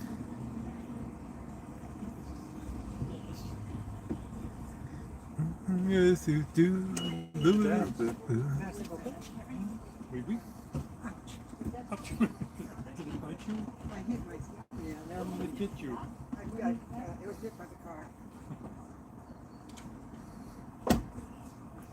All counterfeit numbers. They're all dealing like people with appointments for title, people with appointments for having administrative hearing in there, people taking a driver's test. They have the table where people take examinations. You're not supposed to talk to people. There's like 8 people standing around each person that's taking the exam, helping them with English to get their license and stuff. Yeah, make a note of that number. We're not far from calling time. 707-242-4617, east of the Rockies. Call now. Phone lines are open. Good evening, you're on the air. Rosie, I've waited 14 years to tell you what I think of you. It should be very interesting. Go ahead, caller.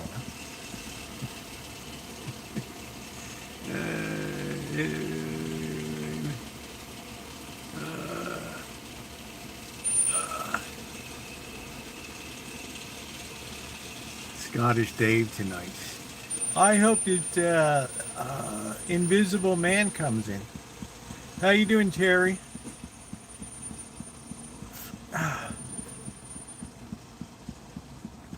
Anybody that irritates Hug and Kiss can't be all bad in here. I don't know what Invisible Man ever did. WOKB, what's the count and the amount? Yeah, dialing for dollars. Good evening, you're on the air. Yeah, Rosie, I seen this strange UFO over the house last night. I wanted to talk to you and describe it to you. Did you ever see anything like that in your life? I'm intrigued, caller. Go ahead. Well, I don't rightly know what the hell it was.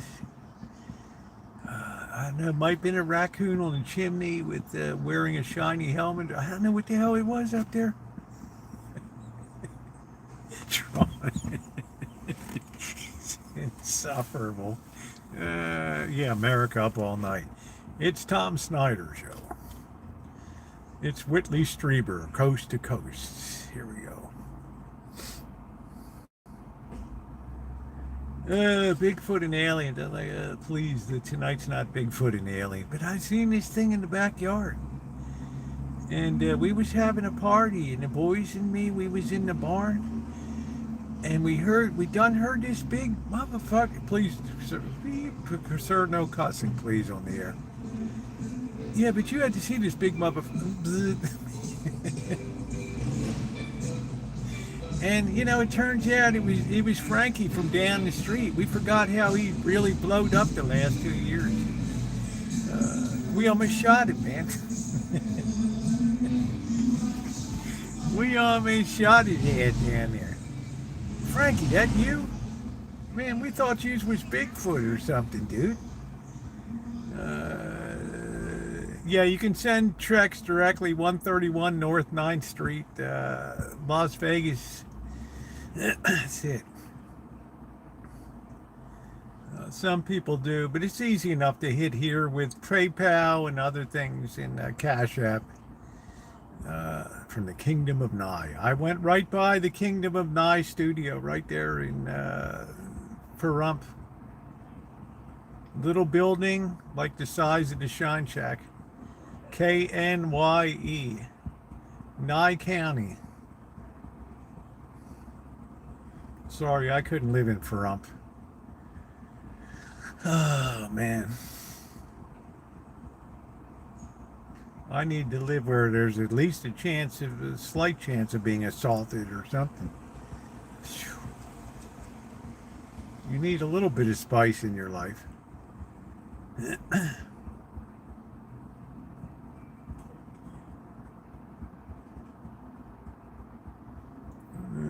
in and out. Yeah, you better pack a lunch. You're like 5 hours at the DMV, now serving H27, and you're still sitting with 63. And he's already got 2 hours come by. And you look behind at all the windows and they're kind of laughing. You seem kind of smirking. Now serving H23 at window 19.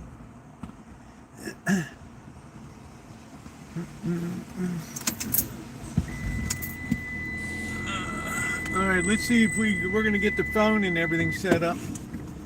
Let me get a light on to get this other phone.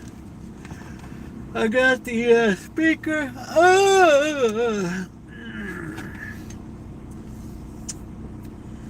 I'm going to have to really be patient tonight when we get this call-in thing going. Who's going to yell at me tonight? I wanted to tell you about you from back in the day.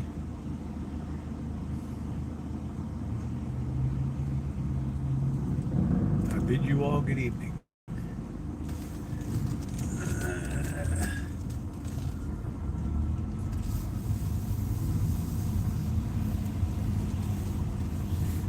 Do-do-do-do-do.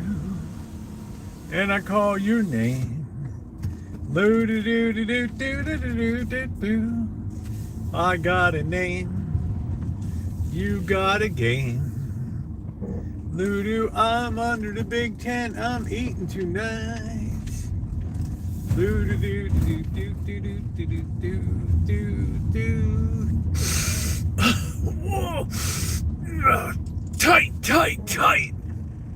Pink, blue, yellow, whatever. Just keep bringing me this stuff. Oh, we're gonna make a fortune.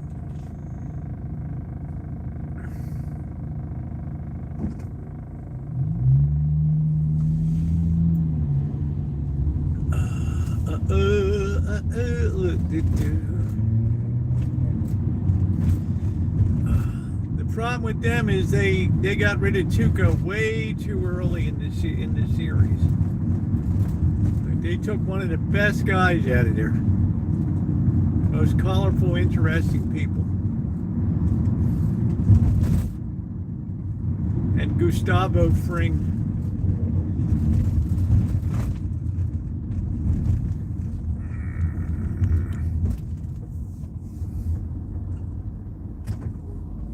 They're actually thinking about making a newer one. Breaking Bad. The next generation.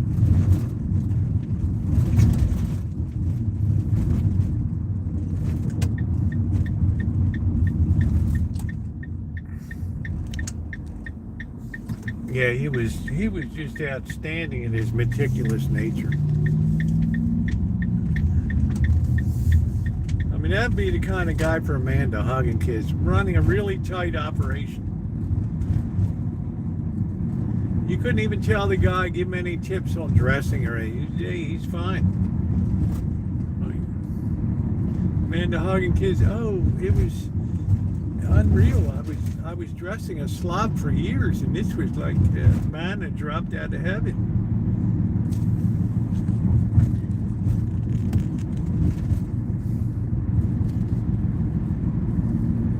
Cleaned his glasses, washed his hands after he whizzed. And you know that chicken was tasty too. He wasn't serving no jackass money laundering chicken. He cared about Polo and what he was serving.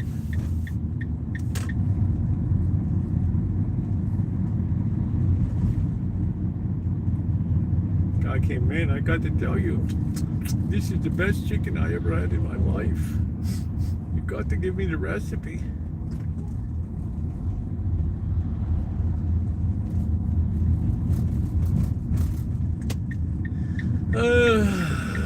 Gustavo Fring. Right.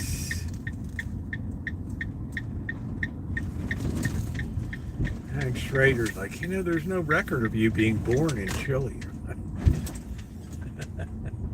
Well, that was the Pinochet regime.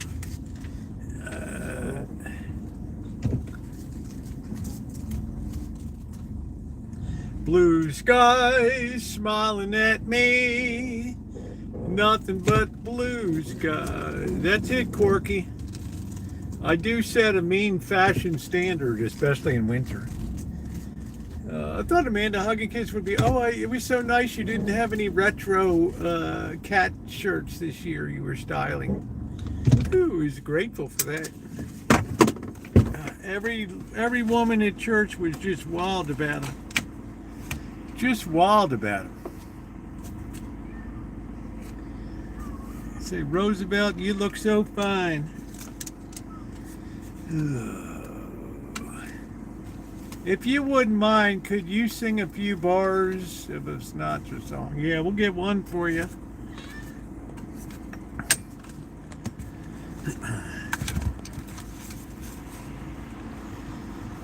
Let's see. Keep your drawers on. Cat.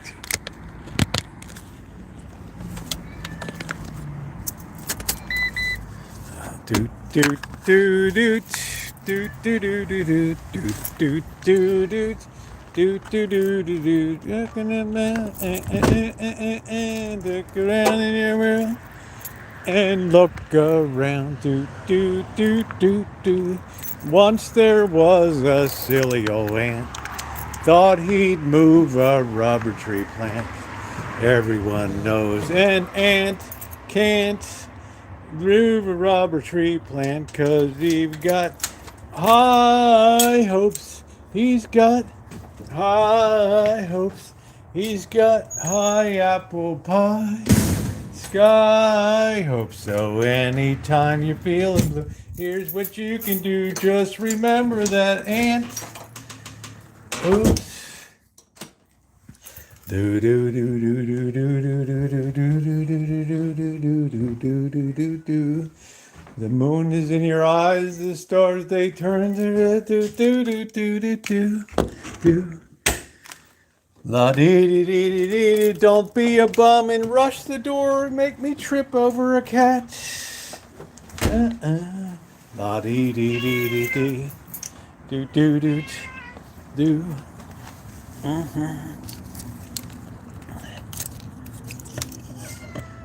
Yeah, one night I'm going to do a whole repertoire. All right, we got the Bluetooth. Give me a couple seconds to get the cat fed. We got the other phone.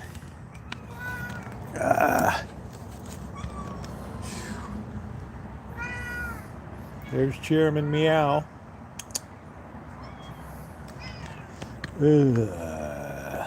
There's Goliath. I can't open this. There goes this tripod.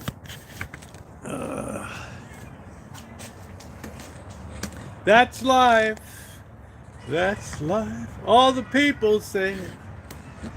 Flying high in April, shot down in May.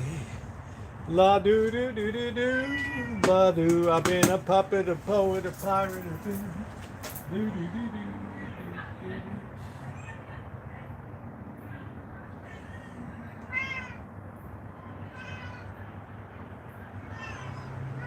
Each time I pick myself off the ground, back in the game. That's life.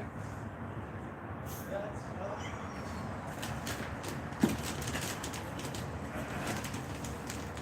You know what, guys? Out. We gotta break out the new cat food tonight. Stand by. I gotta crack the new cat food tonight.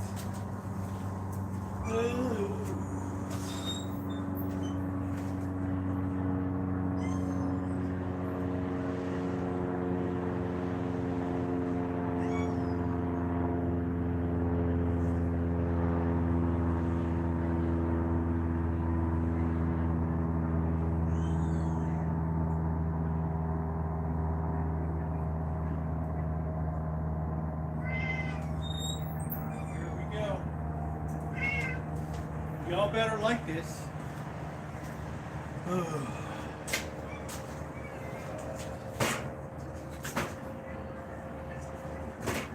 Y'all better like it. Leave little month.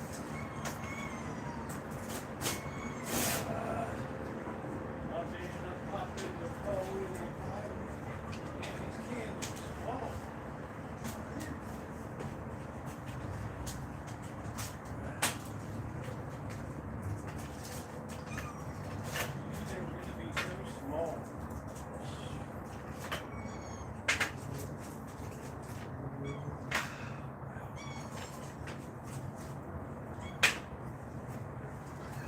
I thought cats and food were like a standard size. What the hell?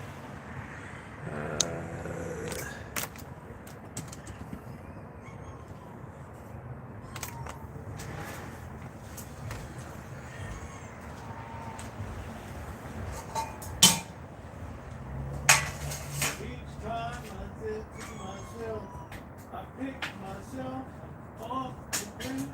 That evening. Whoa, what are we doing? Why are you swiping?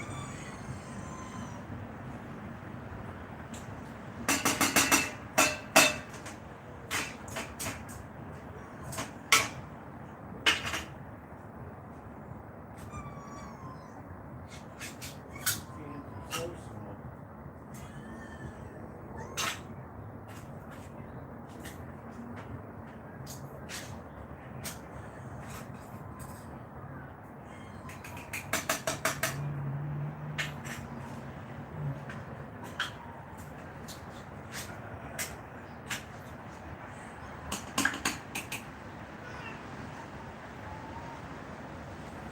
Guys, they're such costly beasts now. Come on.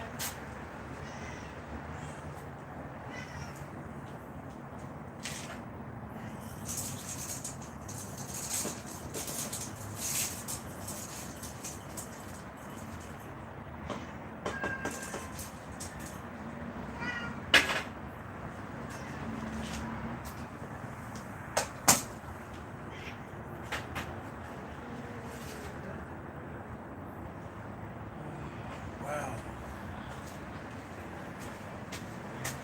Cans are tiny.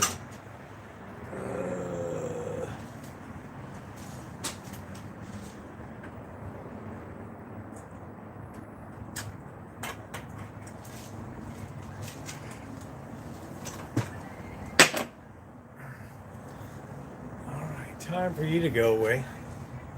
10-minute time out for Goliath.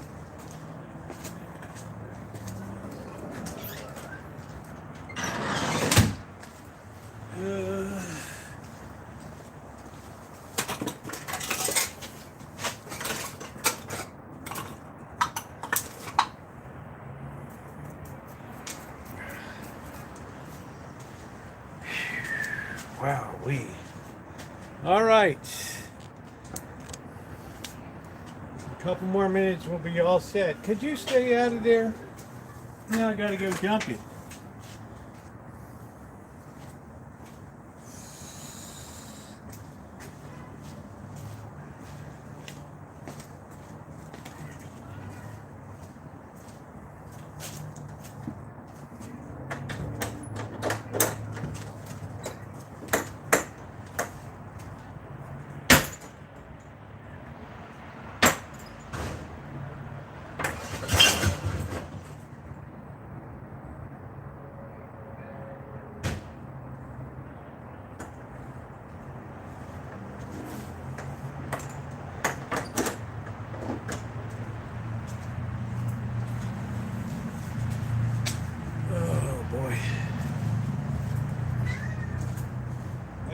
Bug guy gonna be crawling around no can anyway. Yeah, open a bottle of wine. I'm gonna wash my hands. We're gonna get the phone set up.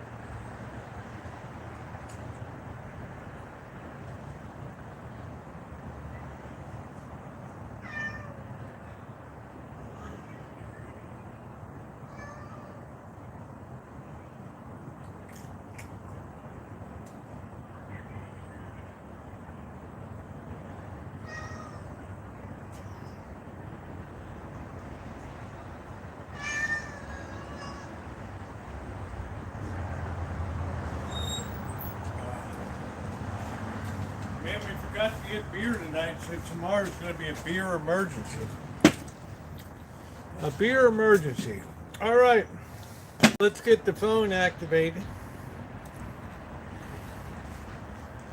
I had this backup S10.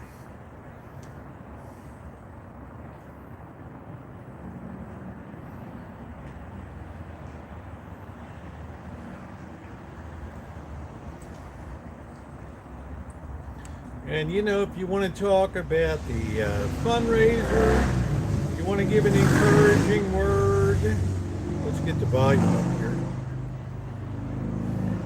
All right, so that's ready to go. We got a good charge on that. Let's get the Bluetooth connected. Don't be shy.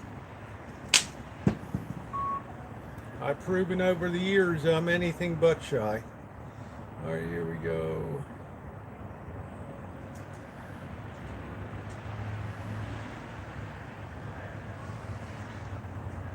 All right, there we go.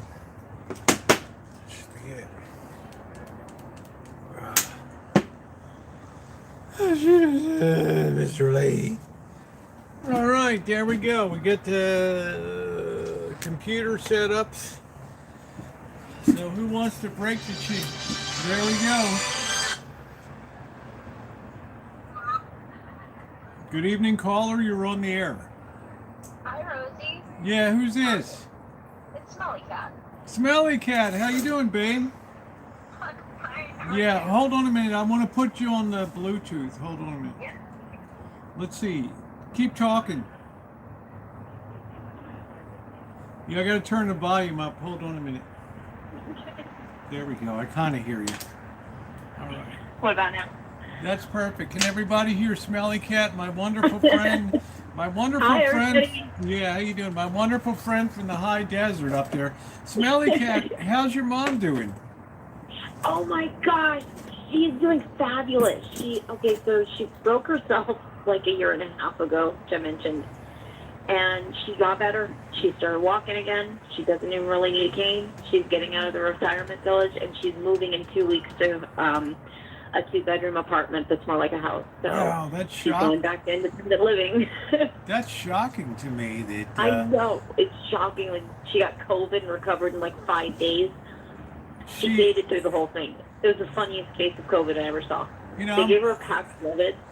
I'm absolutely blown away, Smelly Cat, because I've really thought your mom, when you have that kind of injury, I don't know, your mom's probably my age, I don't know. Oh, I But know. And she's had several falls before, and she's been in and out of ICU. Yeah, So this was a big thing. This last 2 years was like a whirlwind. And then as she's moving, I had to move suddenly. yeah. So I'm in a new place, and now she's going to a new place. Yeah, talk to me about what's going on with you now. Are you still up in the high desert? I am. Okay. I don't like it, but I mean, eventually maybe I can move. Okay. I'm in school. Okay. Not letting anything, like I'm trying not to let anything get in the way of this, because once I get my high school diploma finished, I'm seriously consider doing something in the medical field, and I thought maybe pharmacy technician might be up my alley. That's pretty good. My only caution would be try to think about something that might not be able to be done with AI or something like that, you know. And I know, like Kaiser's cutting over to all these robotic pharmacies now and stuff. I know. Yes. And so it's like, Lord, I don't know what to do, but like this recently with things like, you know, Could you be a I don't want could to you be so be dependent do you want to on how about certain a benefits. how about a CNA or something like that? Anything. I'm not sure yet. Like I said, I've got to get this diploma.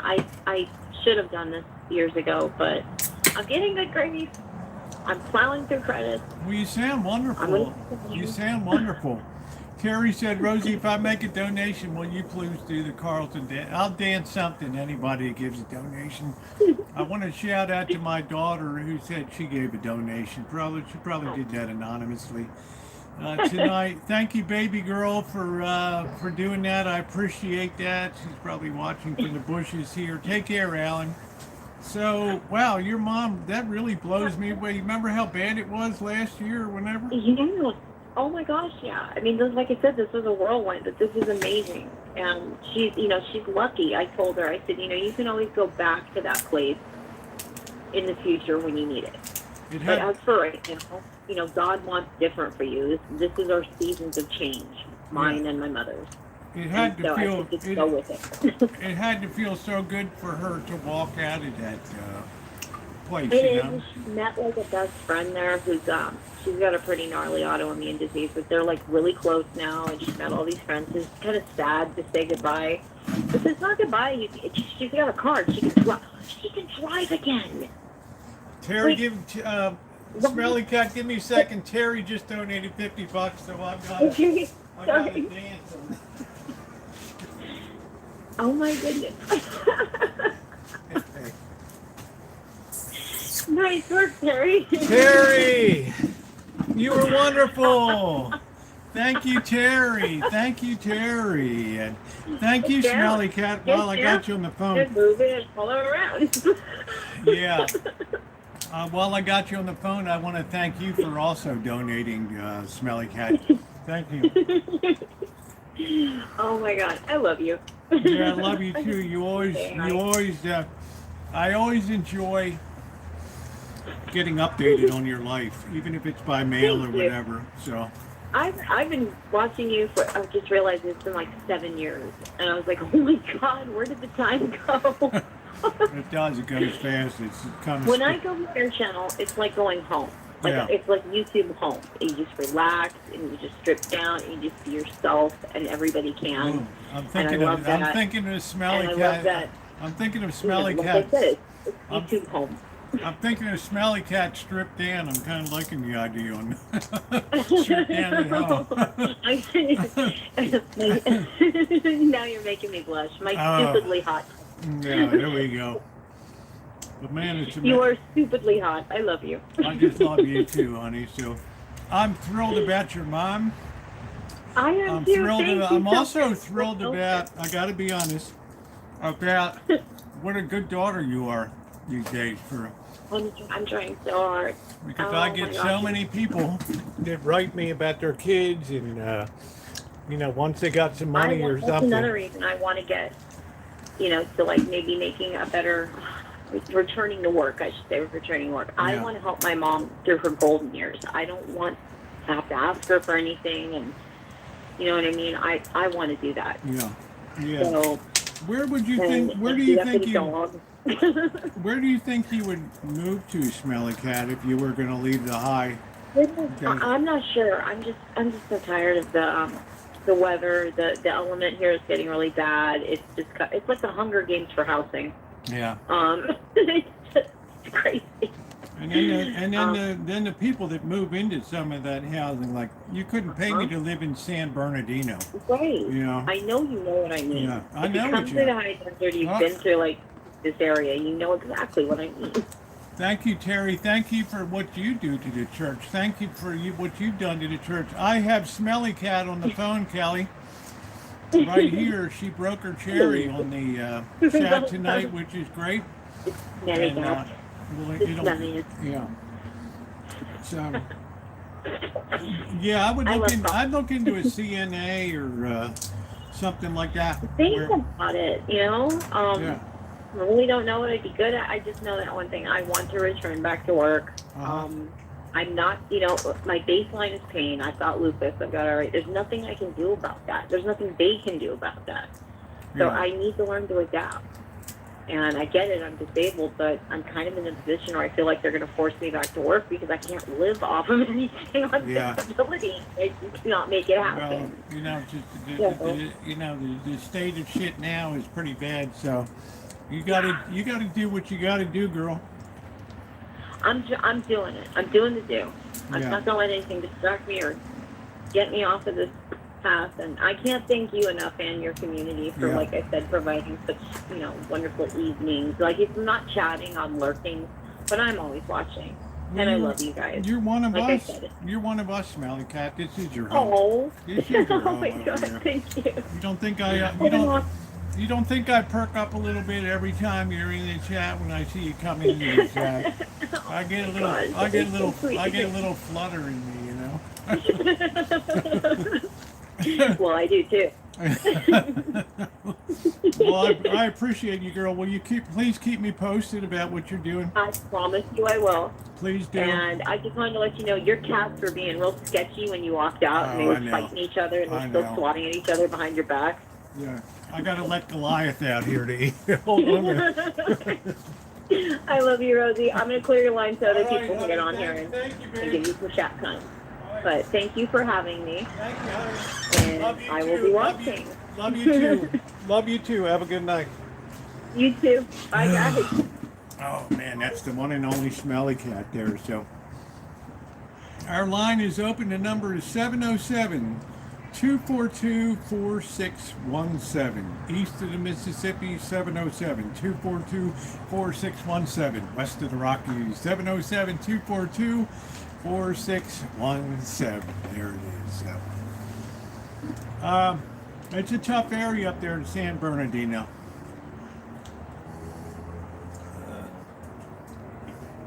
It is a tough area. It was great to hear.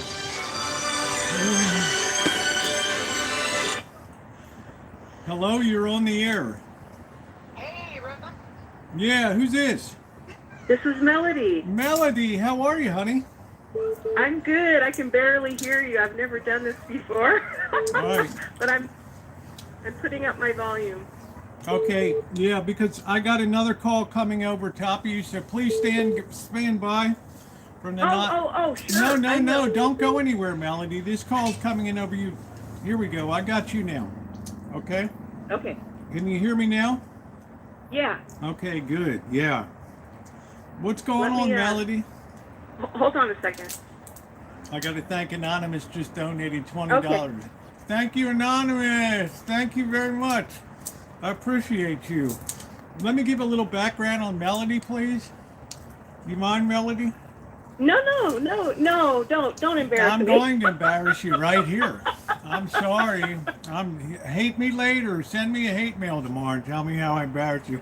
You were absolutely one of the kindest and most supportive persons that's been on my channel. Not only did you gift me some ramekins and things from Sur La Table, which I promptly smashed one of them that you gave Yep. me, but you have supported all the fundraisers and things that I have done, and I just want to personally thank you from the bottom of my heart for being such a kind-hearted person. You're an amazing person, and I don't say that to make you feel, I'm just saying. A lot of times I feel humble with you around because you're just so selflessly giving. It's amazing. So Melody, Oh. you live in the Santa Rosa area. I do. Yeah. I do. How did you find the channel? Oh my God. It was so bizarre. It's funny. I'm so glad that Smelly Cat called earlier because number one, I always try to imagine, what people are like from their comments. And she is not at all what I had imagined. You're not what I imagined. You sound like you're about 25 years old. Your Well, voice. I am emotionally. No, there we go. No, emotionally I'm like 70, but experientially I'm like 25. All No, right, there we go. What's coming next? Just donated $80. Thank you. What's coming next? Let's give a Whoa. big woo. Whoa! How about that? Wow! How cool! Yeah. Don't worry. I'm not, for some reason, I'm not seeing the donies as they're going up my screen. Yeah. But, I don't know. I'm so but put out about YouTube because I like that vertical stream because it brings people in that haven't been here before and it might widen it out a little bit. But I'm happy about the response because last year I don't even think we were 1/4 of the way by this point last year. So we might actually be over the hump of halfway tonight. Which will be yeah, amazing. I'm so happy about that too. I mean, you're doing so good, and your channel subscribers are I am just so happy that I found your channel. They are so sweet and hilarious. I mean, the guys on here I am cracking up all the time. Even when we're fighting, we're still having a good time on. Yeah, right? yeah, exactly. Dr. Exactly. Frankenstein. Yeah, and Crow and Corky and oh Lord.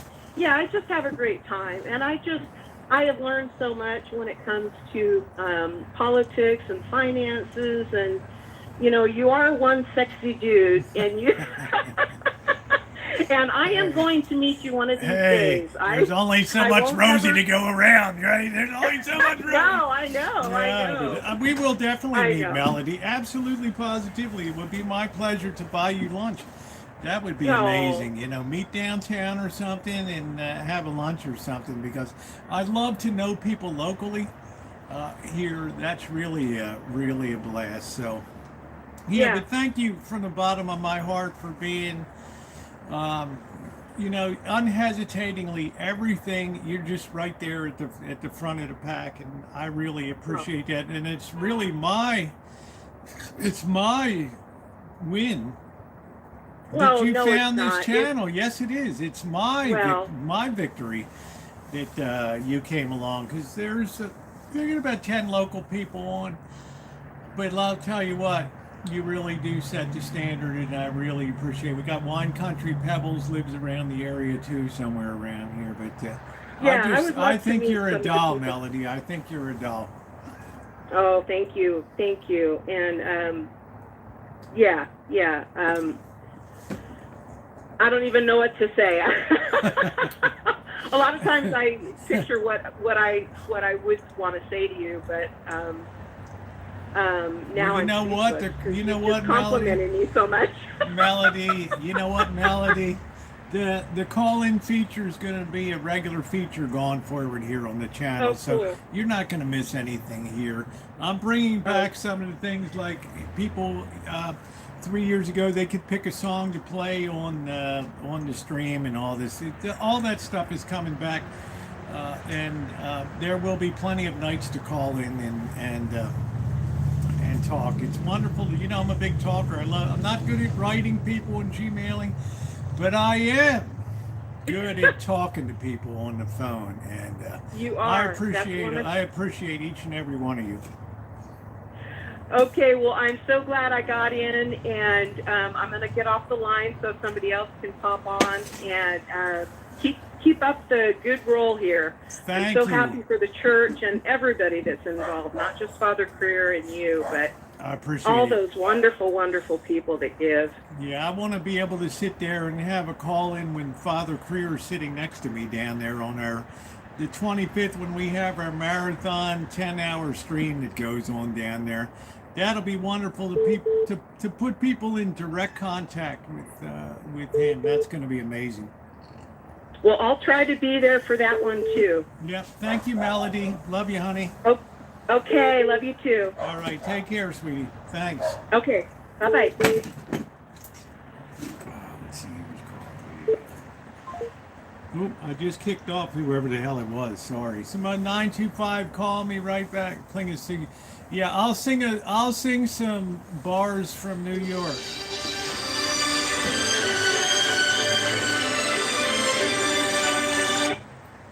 Good evening. You're on the air. Okay, Rosie, you got to guess who it is. Oh, let me see who it is. Alan Gentry. No, two more. Oh shit. Rudy. Nope, last one, and don't get it wrong. Oh, I taught you how to open the damn peanuts. Oh, geez, is it Duncan? It's Jamie. Jamie, shit, where have you been, Jamie? Oh my God, all over the place. Talk to me. Talk Hey, to how me. you been? I watch every night. Talk to me. Tell me. I'm intrigued. I haven't seen you in so long. What are you doing now? Jamie was actually, well, I'll let you tell a little bit of your life story because you're one of the most fascinating people that ever came across this channel. I was the guy who spent time in San Quentin. San Quentin, that's it. Yep. And then I figured it. I straightened it out. Let me do something for Terry real quick for a second. Of course. What does she want to hear? I want to be a part of it. New York, New York. I want to wake up in a city that never sleeps. Do, do, do, do, do. And find I'm king of the hill. A number one. Top of the class. Do, do, do, do. I'm going to do another one for you. Later, Terry. Thank you very much. That was sweet. What the cool thing about Jamie said I had a parole officer, and the parole officer knows of me and said, if you follow Rosie on YouTube, I'm going to knock some time off of you. Yeah. I'm going to knock some time off of your probation. I'm not on probation anymore, but I talk to her all the time. She watches you as well. But yeah, I've just been busy. I built a house up in Lake Tahoe. Wow. Where are you living now? I'm between Orinda and Truckee. Okay. So it's a little chilly up there now. Yeah, we're starting to get our snows and stuff like that. A little bit of snow and, wintertime, and I got the house all buttoned up and, winterized and ready to go. So, yeah. But I watch you every night, every single night. I haven't missed maybe but 3 nights in the last year. Well, you're another person I appreciate. Just pop on the side chat once in a while so I know you're there. Just say, hey, it's Jamie, and just so I know you're there. I got to figure out how to set that back up. I would have, but I I've been so busy I haven't figured out how to do it again. Okay. So I'll have to have my son show me how to do it. Yeah, he'll get you set up back on it. He'll get me. Yeah. He's 24. He knows that crap, Yeah, right? come on back to the tribe. Yeah, we miss you. You know, because you Yeah, were, yeah. you were actually one of the last people I ever talked to 3 years ago when I was doing call-in shows or so. Yeah. And people Yep. were really compelled by your life story. How would I put this, Jamie? Stood up for right, and then you paid a tremendous price for that. Yep. Well, I know you've been writing a book, so I'm getting ready to write a book myself. Yeah, because your experience, you know, I don't know what I would call it. You know, making lemonade out of lemon. I don't know. You know, silk out of a sow's ear. I mean, you had a bad deal. Yeah. Shrek. Yep. But I've been, journaling since maybe the last year or so. I think around one of the times we last talked, I've been journaling. So I'm going to take the journal and turn it into a book. And a friend of mine was telling me how he got published when he wrote his book. Yeah. Well, I want to just say, can I tell a little bit about your story, or do you want to tell Yeah. it? Yeah, no, go ahead. Yeah, you had a neighbor that you knew had sexually assaulted an underage gal, correct? Correct. Yeah. And then you found out about it, and I don't know how things turned, but I don't know what it is that kind of set you off, but I think you kind of took justice. You said, this guy's going to pay a price for this. This guy's Well, going yeah, to I found out about it not secondhand. I heard that he had done something he shouldn't have done. Uh-huh. And then I found out, it took me about 4 or 5 months to find out what really happened and if it happened. And then once I found out what happened, then I took care of it, which I shouldn't have done, but it had to be done. Hey, now what happened to that guy? Did you? I know we talked. What was the final disposition of this guy? Do you know? He was living with his dad, 38-year-old man living with his dad, and I think after all the bullshit and people that I know that continue to keep an eye on him, the last I heard, they moved out of state. They sold the house in Martinez and moved out of state. Probably smart, right, to get the hell out of the state, because Yeah. because Lord no. But you paid a price for that. How long were you incarcerated in San Quentin? I was there for 7 after doing 3 years state prison up north. Right. So I got 10 years. Yeah, and I got a 10-year, and that was with basically what you do is a 60-40. So I would have served more, but I got off a little early because of no priors. Yeah, so Jamie's like, he came on, and I swear you talked, we had you on for about 2 hours, and I was just grilling you about San Quentin and the life in San Quentin and the inside story, and you gave us a lot of information about, because remember I told you I went down to the death row gift shop or whatever down there? And then because I had jeans on that day, they didn't allow me to go in a tour. Nope, you're not coming in. Yeah, no way. And people said, why can't you go into San Quentin if you have jeans on? You can explain it to them, Jamie. Well, it's just because you could be mixed up for an inmate. Yeah. Yeah, you could be shot on the tower, right? They just don't want to have any doubt whatsoever. I came from Folsom. I got transferred out of Folsom after 3 years to San Quentin, because at Folsom I was what they call a level 4. So I was super high max when I was at Folsom, and then I got reduced to a level 2 and transferred to San Quentin. Tell me So about. We never talked about. Nobody's going to tell you anything about San Quentin. Tell me about how you survived, like gang shit down there, like the Latinos and the white guys and the blacks and all that. How in the hell do you navigate all that in a place like San Quentin? Well, remember when you used to go by the Hells Angels? Yes.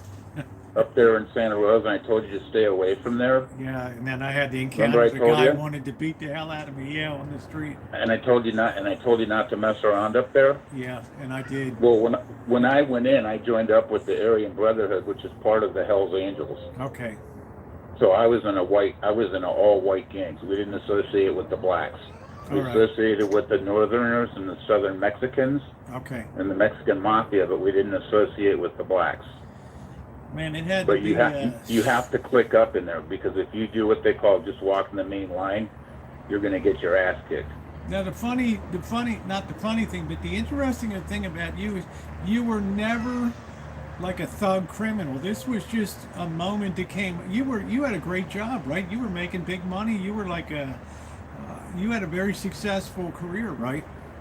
Yeah, I was making over 250 grand a year. Yeah. And you just caught that moment of just a little bit of street justice meted out, and that's why I think you have a fascinating story that could definitely be told. Well, I mean, the long story short, I take medication for PTSD. Uh-huh. And when I heard this happen, it just clicked off in me, and that was the end of that. Yeah. You just go into autopilot, right? I mean, it's just like, that's Yeah. the way it is. Yep. Did you have any psychologists or anybody testify that, it's just a PTSD Yeah. reaction? Yeah, that's why I got reduced. It would have been 12. It could have been 12 to 15, and then I had a low of 5 to 8, but I got 9. Yeah, let me fix these cats a minute here. They seem to be behaving tonight. Well, they got some new food tonight, so they're going a little nutty. But I don't want to take up all your call. I just wanted to call and say hey and let you know I'm watching. Get your son to get you back online, please. Yeah. Okay. Yeah. I'll ask him to help me get back up there. And then Yeah, I'll because be able to please, I communicate. want to talk to you a lot more. Yeah, and I'm probably going to be up. I'd obviously let you know ahead of time via email, but I'm probably going to be up at Grayton Casino in about the next 3 weeks to a month. So I'll let you know, and Yeah, if you're around, you're around. I'll meet you down there for lunch or something. Yeah, whatever. We'll work Yeah. it out. But I don't want to take up your time. Good to see you. All right, Jamie. Keep up the Thank great you. work. Thank you for coming in. Okay, I appreciate you. All right, Rosie. All Take right, care. Take care. Bye. All right, bye. All right, that was Jamie. What a story this guy has. Shit came down on his street, and he saw red. That was it, and he paid a hell of a price. $250,000 a year job gone. Hey, Simba.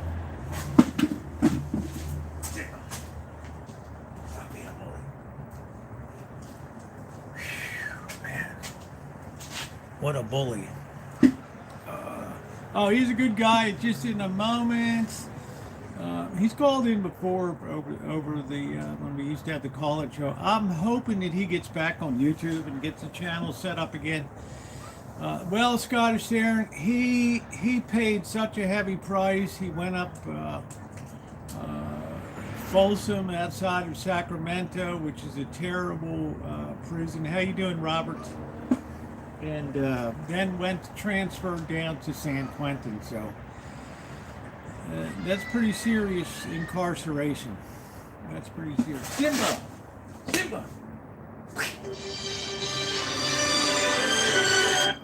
I'm guessing this is Naomi. Hello? Hello, Naomi.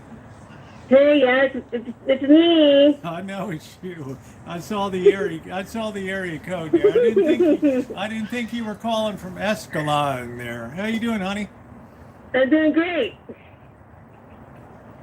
Why don't you tell us a little bit about how you found the channel and how we met and everything?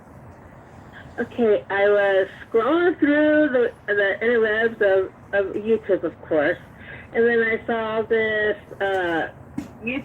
video about Modesto, and I'm like, cool, let's see what this is about. And I watched it, and I'm like, this person is pretty cool. I think I'm going to like the channel. And then that night, I saw you live, and I'm like, oh, cool, sweet. well, of course, she back then, Still a well, little, online still a and little, stuff, and so I'm like, still cool, a I'm little gonna bit go now, watch. yeah. Yeah, still a little bit then- now. Still a little, Huh? I'm still a little confused, but go ahead. It's a great story. You know. Yeah, and then I said hi. I came on because I saw this video about you in Modesto, and I live in Oakdale, and yeah, and that's how our friendship started. Yeah, but it was interesting because what was the town that I skipped it on that trip? My town. Yeah, I had sort of pre-planned out what I wanted to do, and all of a sudden I found myself cruising through this town, and I'm like, I don't even what is this place? It was like such a clean and neat and orderly town, Oakdale, California. It's the cowboy capital of the West. And Yep. I said, you know what? Because I went on to like. I don't know what it is. The place, Knight's Ferry or whatever. I went on out that way. But I will tell you what. I told Naomi, you know what? I'm coming back to do a video of Oakdale, and I did. And we met. Yes, you did. I think it was November of last year. It might have been December, and I met you and Alan Gentry, and we had breakfast there, and we had a great time. We had a great time. Yeah, we did. We talked and stuff, and got to know each other, and then we're gonna do it again next month. Can't wait. Yeah, we're gonna be doing it. I'm gonna be back in town like at the end of November, and it's gonna be a quick turnaround, and then I'm off to the town of Sonora. I'm gonna stop. Okay, it was 2023. Amanda Hogginkins says I'm going to stop on my way to Sonora, and we're going to meet again and hang out for a bit in Oakdale there. And well, we'll see what happens. See if there's some more stuff. Maybe end up at the House of Beef or something. Yes, that sounds fine. Yeah, Sounds like a plan. sounds like a plan. But I really appreciated you that you saw my whole Central Valley trip all the way down the valley. And then up 395 up the eastern side of the Sierras. It's really a trip I want to redo, and then I'm going to be off to Vegas for Christmas time and hanging with Mr. Z. So I'm looking forward to it, babe. Me too. How's your mom doing? Well, I'm doing great. Okay. And your cousins and everybody? The whole family's doing great. Okay, you recovered pretty well from that tragedy at the LDS church up in Michigan. You got a new president now. Yeah. Tell me about it. Does he seem like a pretty good guy? Oh yeah, they're all the good guys. Okay. They're all good men. Yeah. He seemed pretty impressive. I heard his acceptance speech or whatever when he came in. So I never asked you before. Did you ever go to Salt Lake? No, I haven't. Oh man, you just don't know what you're missing there. That's like Only drove through Salt Lake City, not actually stopped in Salt Lake City. yeah, Just you go through should. it. You and your mom, you should take a trip there and spend some time in Salt Lake around the LDS Temple and Pioneer Hall where they have the Mormon Tabernacle. You would really love, and you would actually be allowed inside the temple, which I wasn't allowed in, but you would actually you'd actually be admitted in there. So I think you and your family would really enjoy it. Great town. The only way that us members are allowed to go inside the temple is if we have the temple recommend. Yeah. And we are endowed. It's kind of like a special blessing, Okay. put upon the Now, members is that to be able special? to go into the temple. Yeah. Hold on a minute. Is that special because it's the main temple, or is it just that standard operating procedure around the nation? SOP around the world. So you really have to you need to know somebody to, okay, I'll sponsor you to come in while you're visiting. No. Okay. Well, explain like it. that. Explain No. it to me. Explain it to me. If we're a temple recommend holder, in good standing, with the church and everything, we can go in the temple. Okay. But somebody has to stamp your card to say you're in good standing or whatever. We just scan our card. Yeah. Okay, that's cool. All right. Yeah. That's pretty cool. So I'm going to, you'll obviously know when I'm coming out that way. Yeah, it'd be cool if you could make it down around my birthday. Yeah, your birthday is it the 11th? December 3rd. 3rd. Yeah, it probably will be around the 3rd. That's probably when it will be. What day of the week is the 3rd? Amanda, what day is it?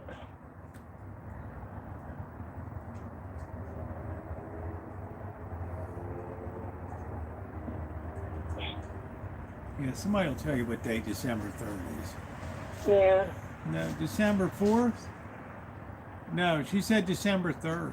I'm just wondering what day of the week December 3rd is. December 3rd, Amanda.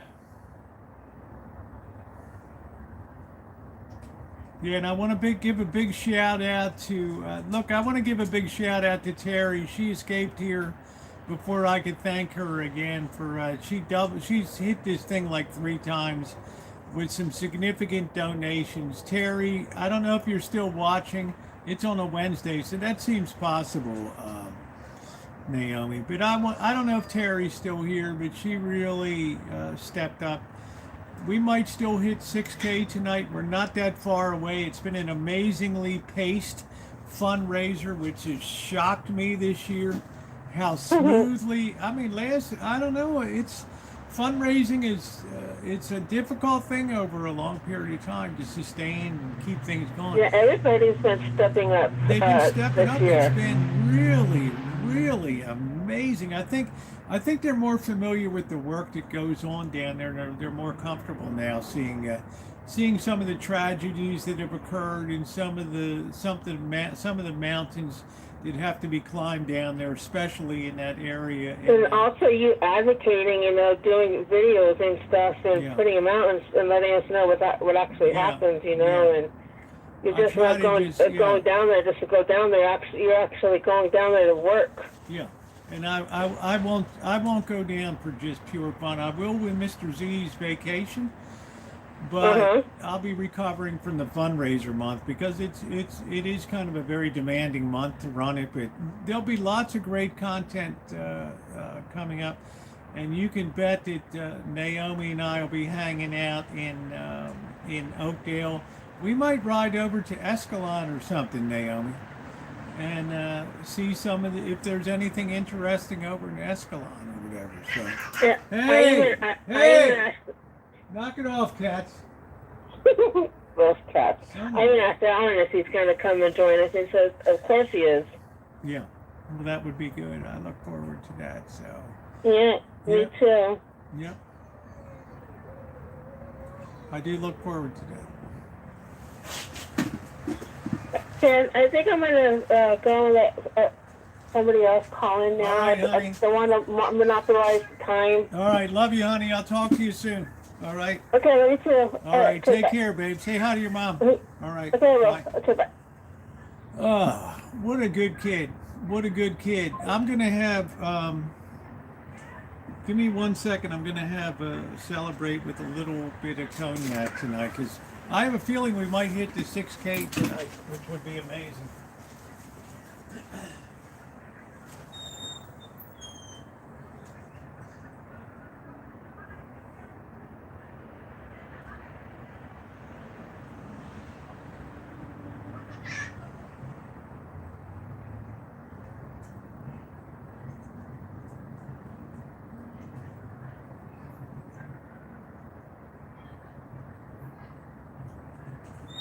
I think even better, it's a maker's mark night. I really don't have a lot of beer, so All right, the phone line is open, guys. So if you want to call in, 707-242-4617. Happy to talk to everybody on here. Jerry Jones, thank you. I've got, guys, remind me when Terry comes into the chat again. I want to give Terry some good songs. I'm going to pull the guitar out and give her something that's worth what she donated tonight, just between the call-ins and other things. I didn't give her the attention and thanks. This must be Dr. Frankenstein. That is correct. Is this coast to coast? This is coast to coast, Doctor. You're on the air. Yes. We have the Are you esteemed. still talking about Bigfoot abductees? we have the esteemed Dr. Frankenstein joining us on the line on Coast to Coast AM here. How have you been, Doctor? I haven't talked to you in a while. I'm doing great. Good to talk to you finally, Rosie. Yeah, it's good to nice talk to to hear you. people's voices, but voices to names, kind of, you know. Well, I'm going to tell you what, Doctor. You know by now that you're a very critical person in this show. You know that by now. Yeah, I've been waiting on those royalty checks. That's what I'm saying. That's like Howard Stern. Howard doesn't pay anybody anything else to be on the show. But I'm just saying, every day I really enjoy your take on what's going on in the world and everything, because you're very considered. You've changed some people's ideas of what Alabama is supposedly all about. And I just think you're a tremendously educated and smart person. Well, I appreciate that, and I appreciate your insights as well. I turn up the volume for you a little bit. So, are you native Alabaman? Well, I grew up here from very young, 6 years old. But I was born in New Orleans and went to the parish preschool in first grade in New Orleans. They teach French and all that kind of wow, stuff. you speak French. I did. My older brother shamed it out of me over the years. I told you before that when I did a 17,000 mile tour through America in 2017, and people always said, if you could go do it over again and spend more time in a state, which state would you choose to spend more time in? And by far, my answer just immediately came out, Louisiana, because it's such a fascinating state with the Napoleonic tradition. And with the food scene down there, and of course Jimmy Swaggart was down in the Baton, and I thought I wasn't crazy about New Orleans, but I enjoyed Baton Rouge tremendously because it's the home. Well, the architecture, the whole place is completely different than anywhere. Yeah, I thought, I don't want to say New Orleans was a dump, but I come down the ramp. And I'm right back in Baltimore again, you know what I mean? I'm like right in the middle of a ghetto right there. And I thought, shit, I didn't even leave Baltimore or whatever. And there's people like, leering at me and looking at me coming through. And it was by the graveyard down there and all that stuff. I was lucky I was able to park right on Bourbon Street there. But let me tell you, Baton Rouge. Be careful, you might offend a witch doctor by accident. Yeah, I know, but I'll tell then it's you all what. over. And we went to the Court of the Two Sisters Cafe to have some. My friends bought us. Missy Jen and I bought us lunch down there and toured us all around. They're the ones that took us to the Homo Plantation out there, which was another one of my popular videos that got me in a lot of trouble because I celebrated the architecture and people just pounded on me about, well, it was a plantation with slavery and all that. And I just thought, can't I just appreciate the build of this place? Or, and it's just, it all went so bad. That was like just on the edge of the woke movement that was coming to be. When was this? The Homo Plantation. I mean, what year was this? This was like late, mid 2017. Oh yeah. So before things went completely Yeah, nuts. you could kind of tell it was tipping in that direction a little bit. But man, Yeah. Baton Rouge is such a cool town with all of the Huey long history and all that shit down there, and the Spanish Gardens part of the city. I want to spend a lot more time in Louisiana. Yeah, the food is amazing. If you can afford it now, but Oh wow, I'd hate to think that it got so expensive in Shreveport, places like that. That shit. I mean, you can certainly find places, I'm sure. Yeah. And we all know you're good at that. So Well, let me tell you what. I'm going to tell you a funny story. Years ago, early on the channel, I looked a little different than I look now. And I had a guy, black guy, that had like 8 kids in his family. His wife had passed away. And he landed on my channel. His name was Duncan, and he had a cotton farm down in southern Alabama. And he ran into one of my videos, and he said, you know what? Like, he followed me for about a month, and then I start getting these emails like, I want to move you down here to the cotton farm, and it'd be nice to have you part of the family. oh shit. It was so good. And I would read his letters on the, yeah, that was it, Crow. That's what kind of brought the boys to the schoolyard. But you had the Kavorka. Oh, it was really funny. He was like sending me pictures of his home and his kids sitting on the porch and things. I thought to myself, man, I will really be the toast of the town down there. Can you see those old black women? Like, oh gracious, what is this? Who's Svetlana? Yeah, I mean, I don't know, but I'm just saying, it was so cool. This guy wrote me these most passionate emails about moving to Alabama, and he's trying to highlight the best parts of the cotton farm. And this is, I can make $8,000 a year. We can live like kings down here or whatever. So it was kind of funny. But that's really my best memory of Alabama. But I've been through the southern part of Alabama. But people think Alabama is like all hill, but they don't know around Huntsville that you have a super high technology areas there, and in the space Oh, programs. absolutely. In Birmingham, we have University of Alabama and all sorts of medical research. Yeah, I think Amanda Hug and Kiss has been spreading rumors. She wouldn't do that. Your pal. Well, listen, I'll let you go and let someone Hey else man, call in. I hope you'll call again. Okay, I appreciate you, Dr. Frankenstein. Oh yeah, do more of these occasionally. Oh, I will. I plan on doing one of these a week now, so that people can call in. And yeah, Cobra John says I was raised in Demopolis, Alabama. Still have family down there. Oh, I know. Yeah, I know Demopolis. Great. Yeah. All right, Dr. Frankenstein, I appreciate you very much. Thank you for being a big part of the show. You too, Rosie. All God right, bless. Have take a great care. night. God bless. Thank you. There's the great Dr. Frankenstein on there. So there we go. We've already gotten great. It was nice to hear from Dr. Frankenstein, wasn't it? I mean, it's always good to put a voice with a name on there.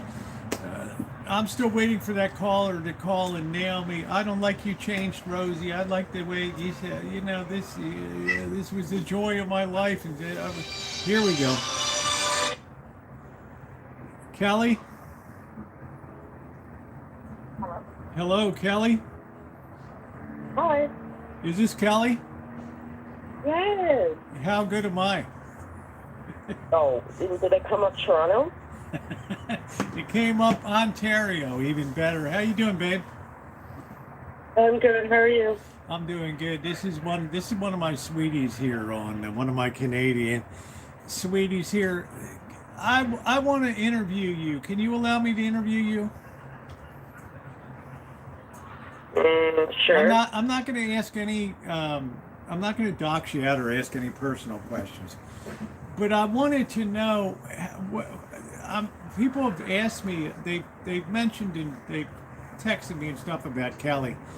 And one of the recurrent things is, how did you become so sports focused in your life, Kelly? My father. Explain it.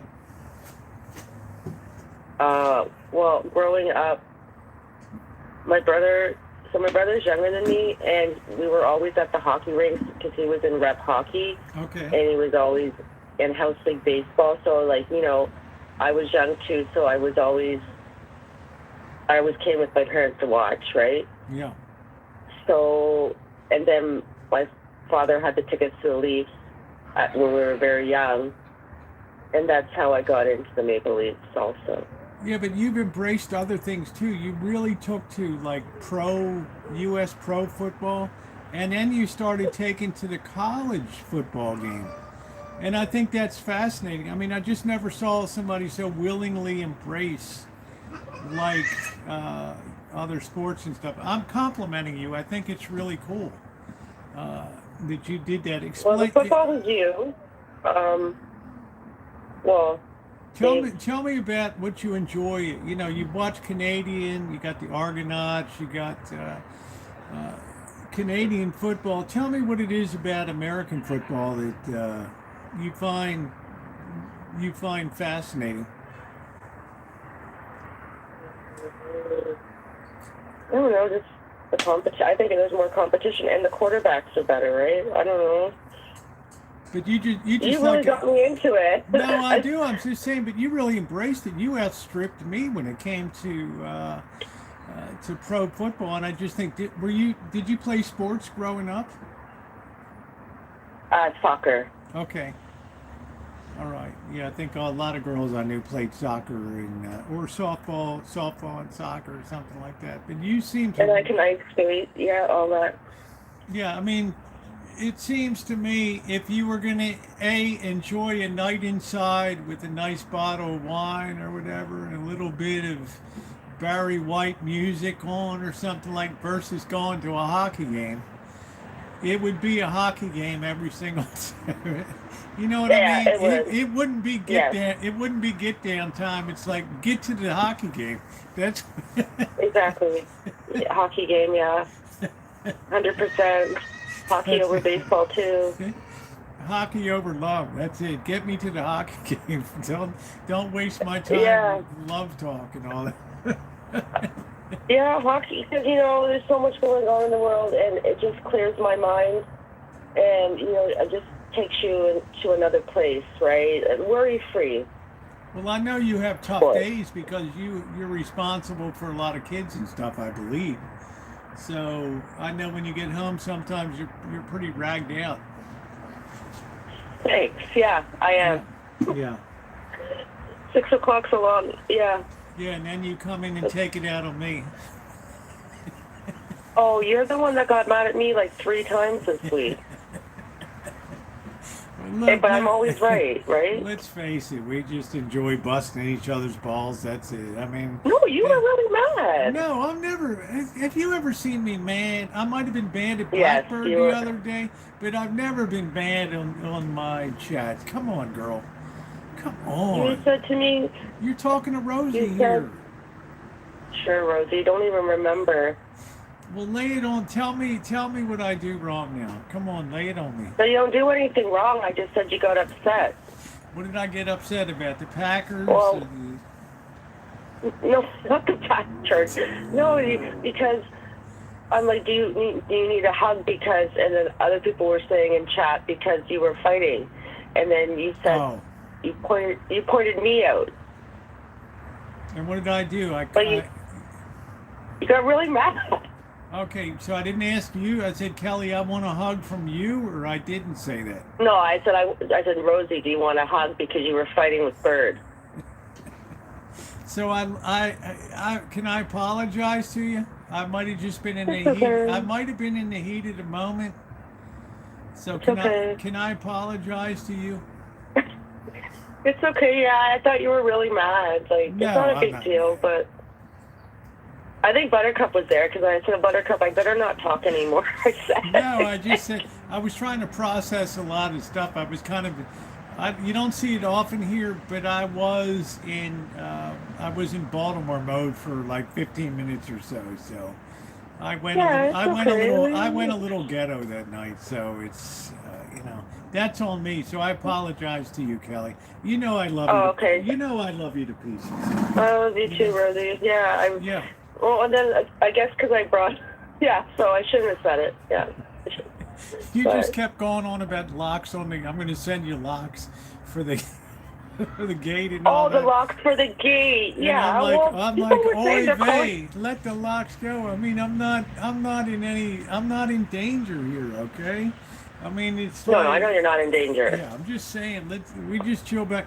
You'll be happy to know I have a whole security package that's being installed here right now.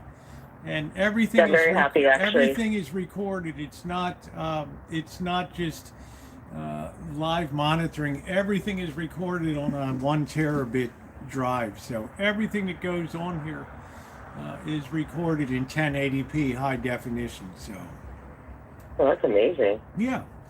So I've invested in that, and it's not because of Blackbird. It's because of the neighborhood around here. There's more people that are, homeless people are just wandering in, and you wake up and somebody's sleeping in the flower bed or something. There's a lot of crazy shit that goes on around here. Listen to this Same neighborhood. around here too. Yeah. Yeah.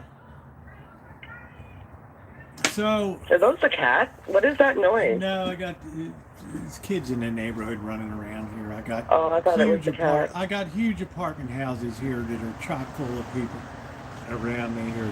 The density in this neighborhood, it just reminds me of when I lived in Hong Kong. Just a crazy amount of people around here. So, how's your boyfriend doing? He's here. He'd say hi. Okay, hi. Yeah. How's it going, Rosie?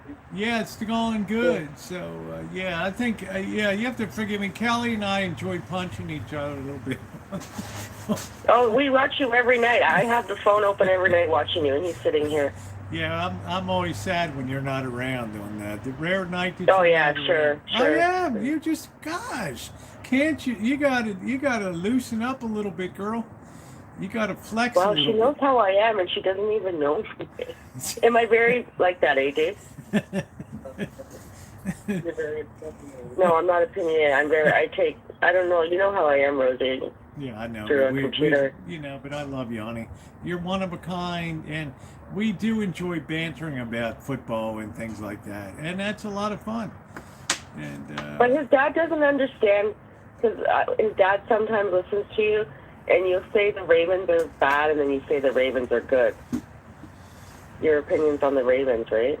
yeah, well, look at the the weird thing about the Ravens is the injury just started here. They weren't even mid-season.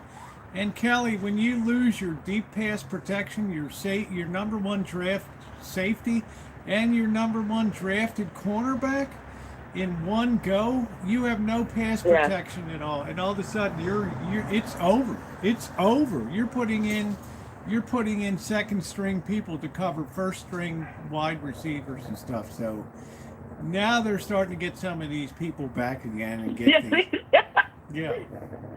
I still don't think they'll come out on top, but I've switched to the Colts now, right? Yeah, I think they'll limp into the playoffs here. I think that they got enough people drifting back now. The Ravens proven that they have a great backup quarterback in Tyler Huntley. He could carry this team like he did in 2023 deep into the playoffs there. So I like their chances a little better now than I did weeks ago. That's why I kind of flip-flopped a little bit. I didn't think some of these people would be coming back so soon. And they're starting to drift in. I thought Lamar Jackson might be at a little... she hasn't said Harbaugh once tonight, I know. I was about to say it. Is that Corky? Yeah, of course it's Corky. Corky's Canadian, right? Yes, he is. Corky's a professional comedian. Yes, he is. He's on the club. I don't think he's on the club circuit on Yonge Street there. Oh, he's in Ontario too? Yes. Corky's right No, there. I think he was Corky's in. probably on Church Street. Yeah, no, I don't know. Church and Dwight up there. He might have been. He might have been Mr. Ontario. I don't know. Back in. You guys make a great. You guys make a great team on here. Who? You and Corky. Don't. Yeah. Is Corky an old man or is he a young I guy? don't know what he is. He could be 20 years old for all I know. I don't know. Corky's like ultra wealthy. I mean, he's got mountains of silver and things, so he's pretty much set for the future. I don't know, honey. You tell me. I don't know. So he's not like Adam. Adam's homeless, right? I feel bad for Adam. Oh, come on. Adam's got the life in Phoenix, Arizona. Come on, he's parked out. He's camped at Yoshi's every night. So you and Mr. Z never called me that time. We didn't? No, remember the emails I sent? Oh, I don't know. Oh, don't talk about. I don't know. You know how many... About the downtowner. Oh, about the downtowner. I mean, because we don't know if you're serious or not. We don't know if you're just... Oh. Yeah, we don't know if you're messing around or what. We have no idea. Because Canadian people hate Las Vegas right now. Hate it. Not just because the mayor... Yeah, not just because the mayor is weird looking, but I'm just saying because of all the tariff crap. Remember, Canadians stopped coming. They're like, F you, we're not bringing our money to Vegas. We'll just spend it at the Indian casinos up here. That's it. Right? I don't go to Vegas. If you're legit going to Vegas, we will, of course, meet you and hang out. Of course. Yeah, because I don't know anyone in Vegas. Yeah, so if it happens, of course, I would even put you on the food line in the morning, in the morning food service at the church there, dishing out the food in the morning. That'd be good for you. In 100-degree weather? And in 38-degree weather with the wind chill of 17 degrees, Yazzie. What's 38 in Celsius? It's 100, yeah, that's what I just said. Yeah, it's not bad till it gets around 118. Then it starts to I get... can't do that. I haven't seen a video of you serving. I hate this broad. I'm just saying. What, who, me? You hate me or someone No, said I'm that? just saying, what the hell, man? I'm replacing plastic and signs. I'm painting the damn church. What the hell? Oh, no, I've seen that. Now I've seen that. Now I got to serve up the food too there? Holy shit, man. I'm at the other end of the parking lot making sure people don't leave with food and go out onto the streets. Holy crap. Well, no, because you said for me to serve, but I don't like the heat. Yeah, we'll get you down there in December when it's more Toronto Canadian like weather, when it's windy and bitter cold and a wind chill. That'll be more to your liking. You know your Habs are in first place in the East right now, right? I have no idea, honey. Be honest with you, the season doesn't even... Yeah, because you could tell they were rounding into form last year, Kelly. Mm-hmm. Yeah. So when it comes to December, then I start to get interested in hockey. It's like you always ask me about baseball in April and May and June. Honey, baseball doesn't even begin till the end of June when I pick the Blue Jays, right? I mean, that's it. It rounds into form. I picked the Blue Jays, me and Corky. Oh, wow. Hi, Chad. How are you? Who's in chat that I know? Anyone? Dr. Frankenstein, you got Melody, you got Crow, you got Corky Rasputin in here. Your buddy from Ontario, right here. Buttercup's there. Hi, Buttercup. I don't know if I haven't seen Buttercup tonight. I haven't seen Buttercup. Is Buttercup baby in here? I don't know. We got Crow. I don't know. But you could tell last year that the Canadians' time was coming up now to be decent with some of their younger players that they picked up. So, but it's a long season. It's a long season, right? There's all kinds of injuries that happen. You know, but Yeah. I tell you, Kelly, you're in hallowed ice when you're in Montreal, and you're standing there, and you're up in the ceiling looking down. You're looking down on the most storied 300, 3,000 square feet in Canada, right there, looking down. The home of Oh boy. the home of the Montreal Canadiens. You're on hallowed ground. Okay, be respectful. Ground, sure. You see that? Yeah, they are the best in history for a team. Yeah, but Yeah, that's right. You see that C on the uniform? People pull back in respect. Ooh, you know. That's, yeah, I don't know. Mr. Z likes them too. Like, I don't understand. He's French Canadian. Oh, he is. Okay, I didn't know that. Yes. Sorry. If you knew, you'll know his last name when you meet us but you're liable to dox him out, right? But I'm just saying he's a very French name. He's French Canadian. His whole father's side's from French Canada. Over there. So of course he loves the Canadians. Oh, okay. Well, they just did the financial. What was it? They announced the budget for Canada, the finance minister, and they said that we have to learn to live poor. Wow. I read. They said that to you? Yeah, we're not doing good over here either. Wow. The Prime Minister really said that to you. You're gonna No, have the to, finance minister. The finance minister really said you're going to have to learn to live poor. Yeah. Wow. Unless what I read was wrong. Do you have a house, or do you live in an apartment there? It's a house. So you got it pretty good then. Are you renting or you own? I own. Yeah, He owns. I own. You're doing good, babe. You're doing good. Do you rent? Me? I'm just joking. Me?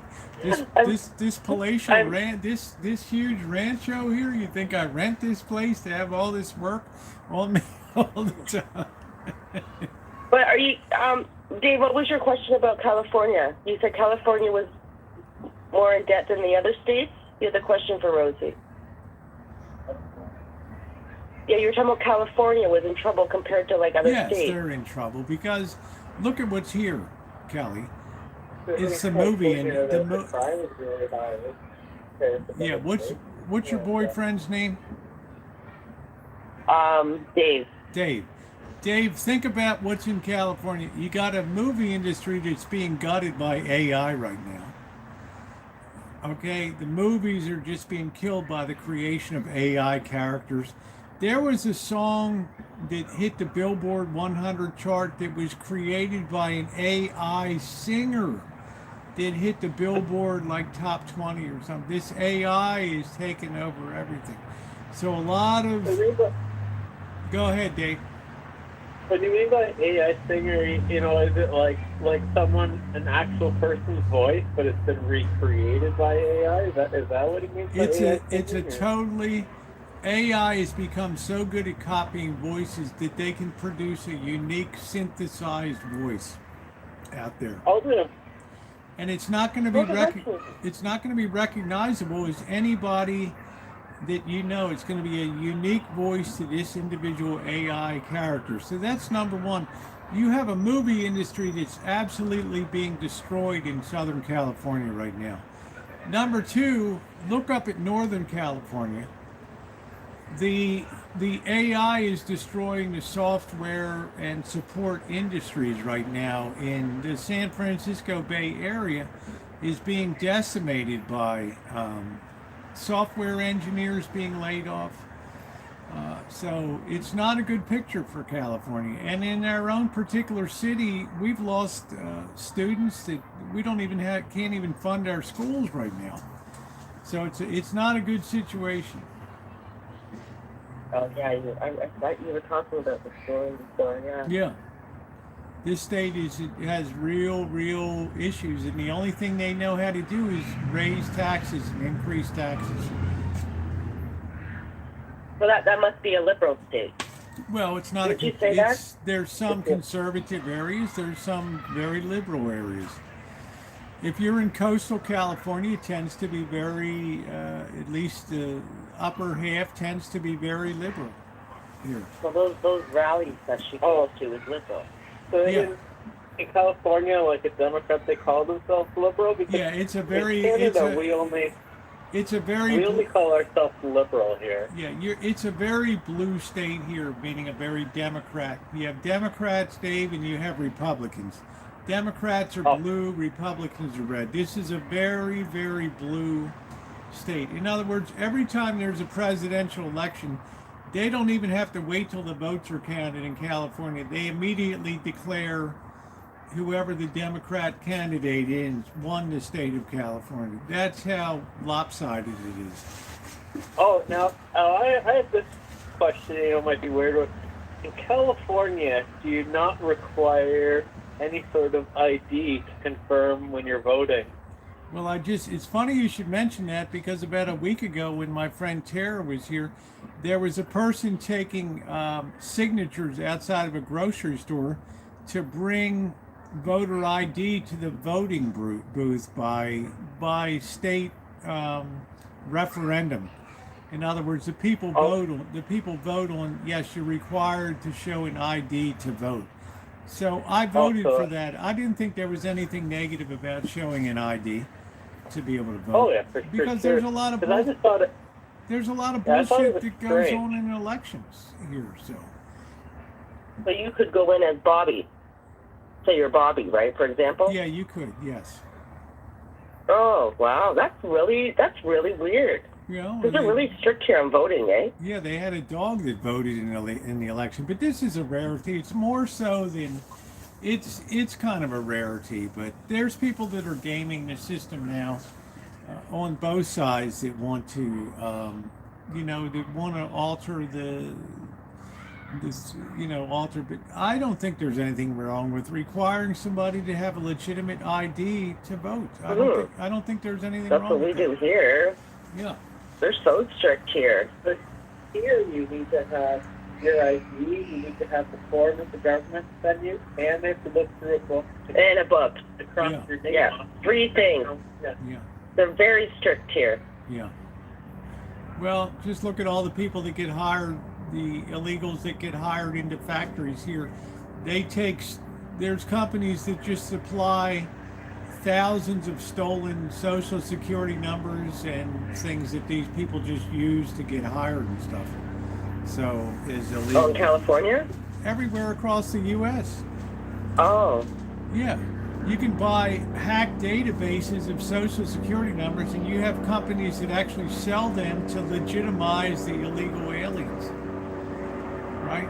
You show up and here's your social security number. Okay, it went through. You're hired. There we go. Jeez.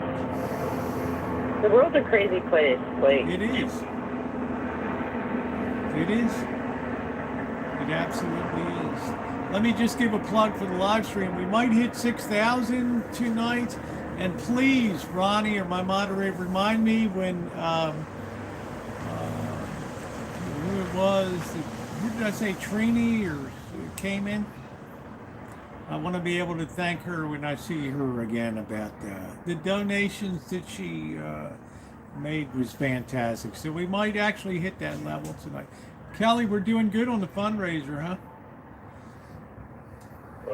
yeah, 6,000, right? Yeah, we're almost halfway there. We're only 130 from the 6K mark tonight, which officially puts us over the Great Divide, the Continental Divide here.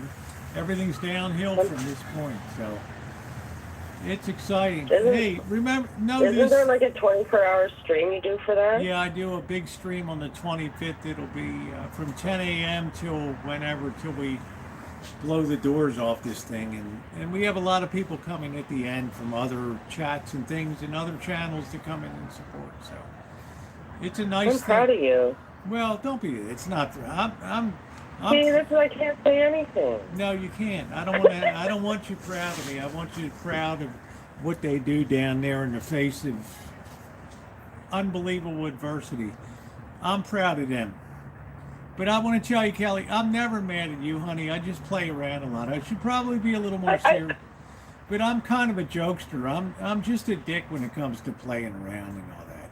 I'm never serious. No, you're really mad. It's just like everyone's saying stuff, and it's like I'm being centered. No, it was just a tough time at that particular moment. Was a really bad. Was a really. Yeah, it was really heated. Yeah, it was a heated moment, so I couldn't really concentrate on what was going on in the chat. You know, Well, once in a while, every 8 years or so, I'll slip into my old Baltimore mode. I don't like it, but I do. Thank you, Anonymous. Well, there it is. Look at that, Kelly. There you go. That's it. We're over Yep. the Great Divide right there. I cannot believe it. We're halfway through the Badlands of the midsection of this thing. Thank you, Anonymous.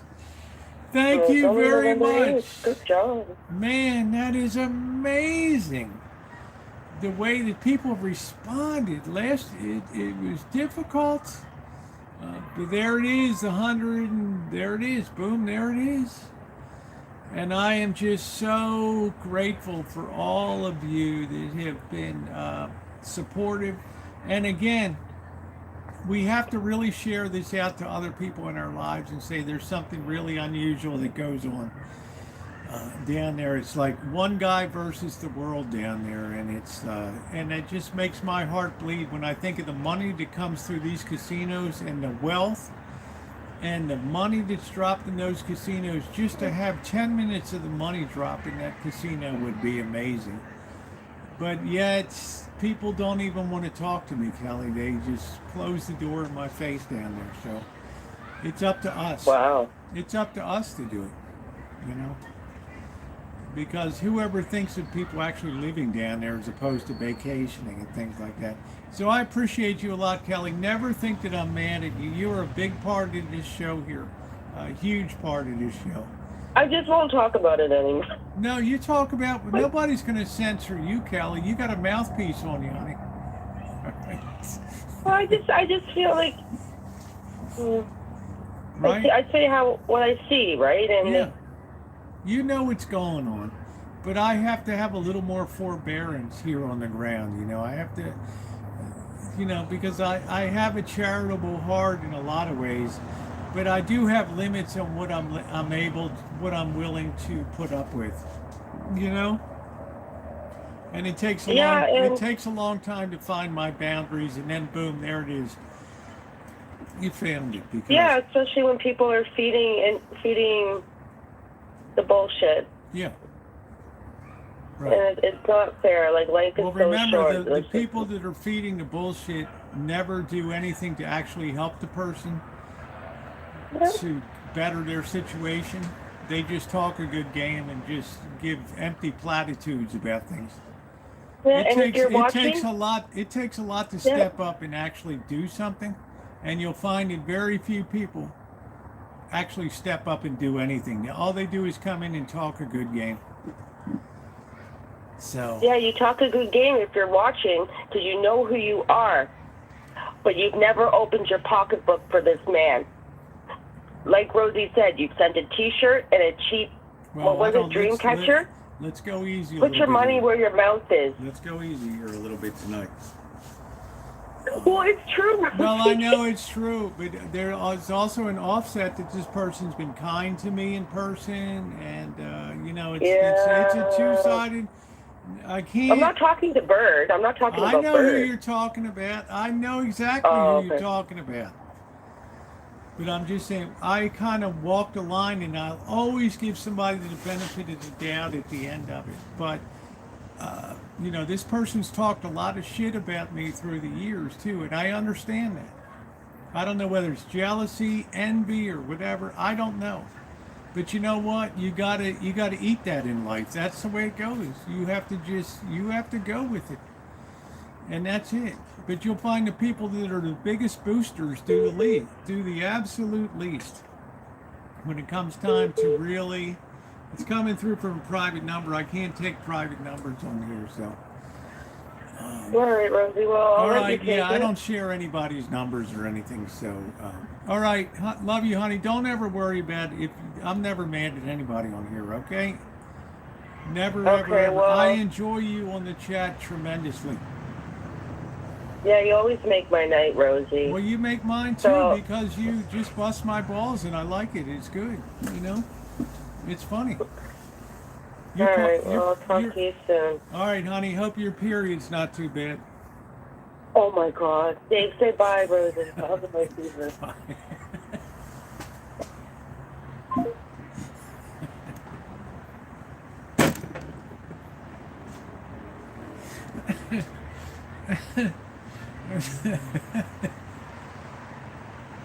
That's the way. That's the way to end a phone call. That's it. That's the way to look at what's coming next. Really? Sorry, what's coming next?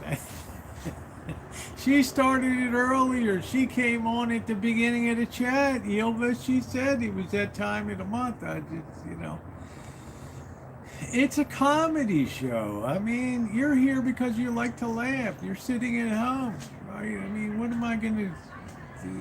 What am I, your parish priest? Come on. I mean, what the hell? Hey!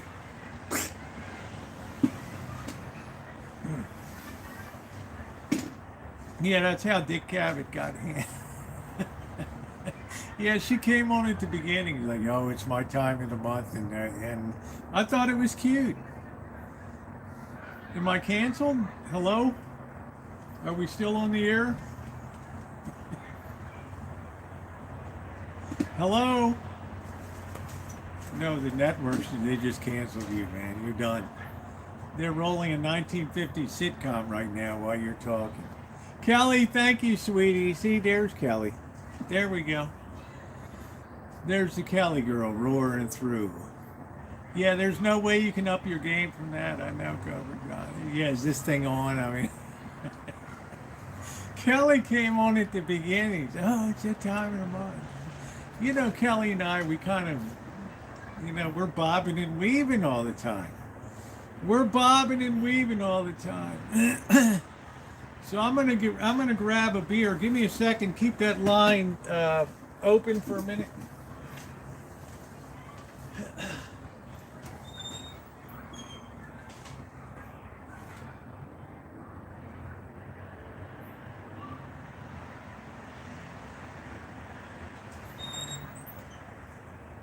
Yeah, I couldn't imagine this. I couldn't imagine this program without Kelly. I couldn't imagine this without Kelly. She's got a very dry sense of humor. I like it. I like it.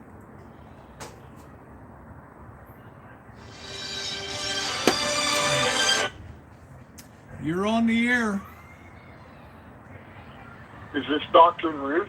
This is Dr. Ruth. Is this the Corkster? Yes, it is. There it is. Believe it or not, guys, we've got the Corkster on the line tonight. Hello, Corky. Everybody said hello, Cork, on this side here. Oh no. What's They're not flipping me off. What's going on, Corky? Nothing, man. I just called to say hello. It's awesome to hear. It's awesome to hear from you. You know I'm running a comedy show here. I don't want anybody to ever be upset about anything.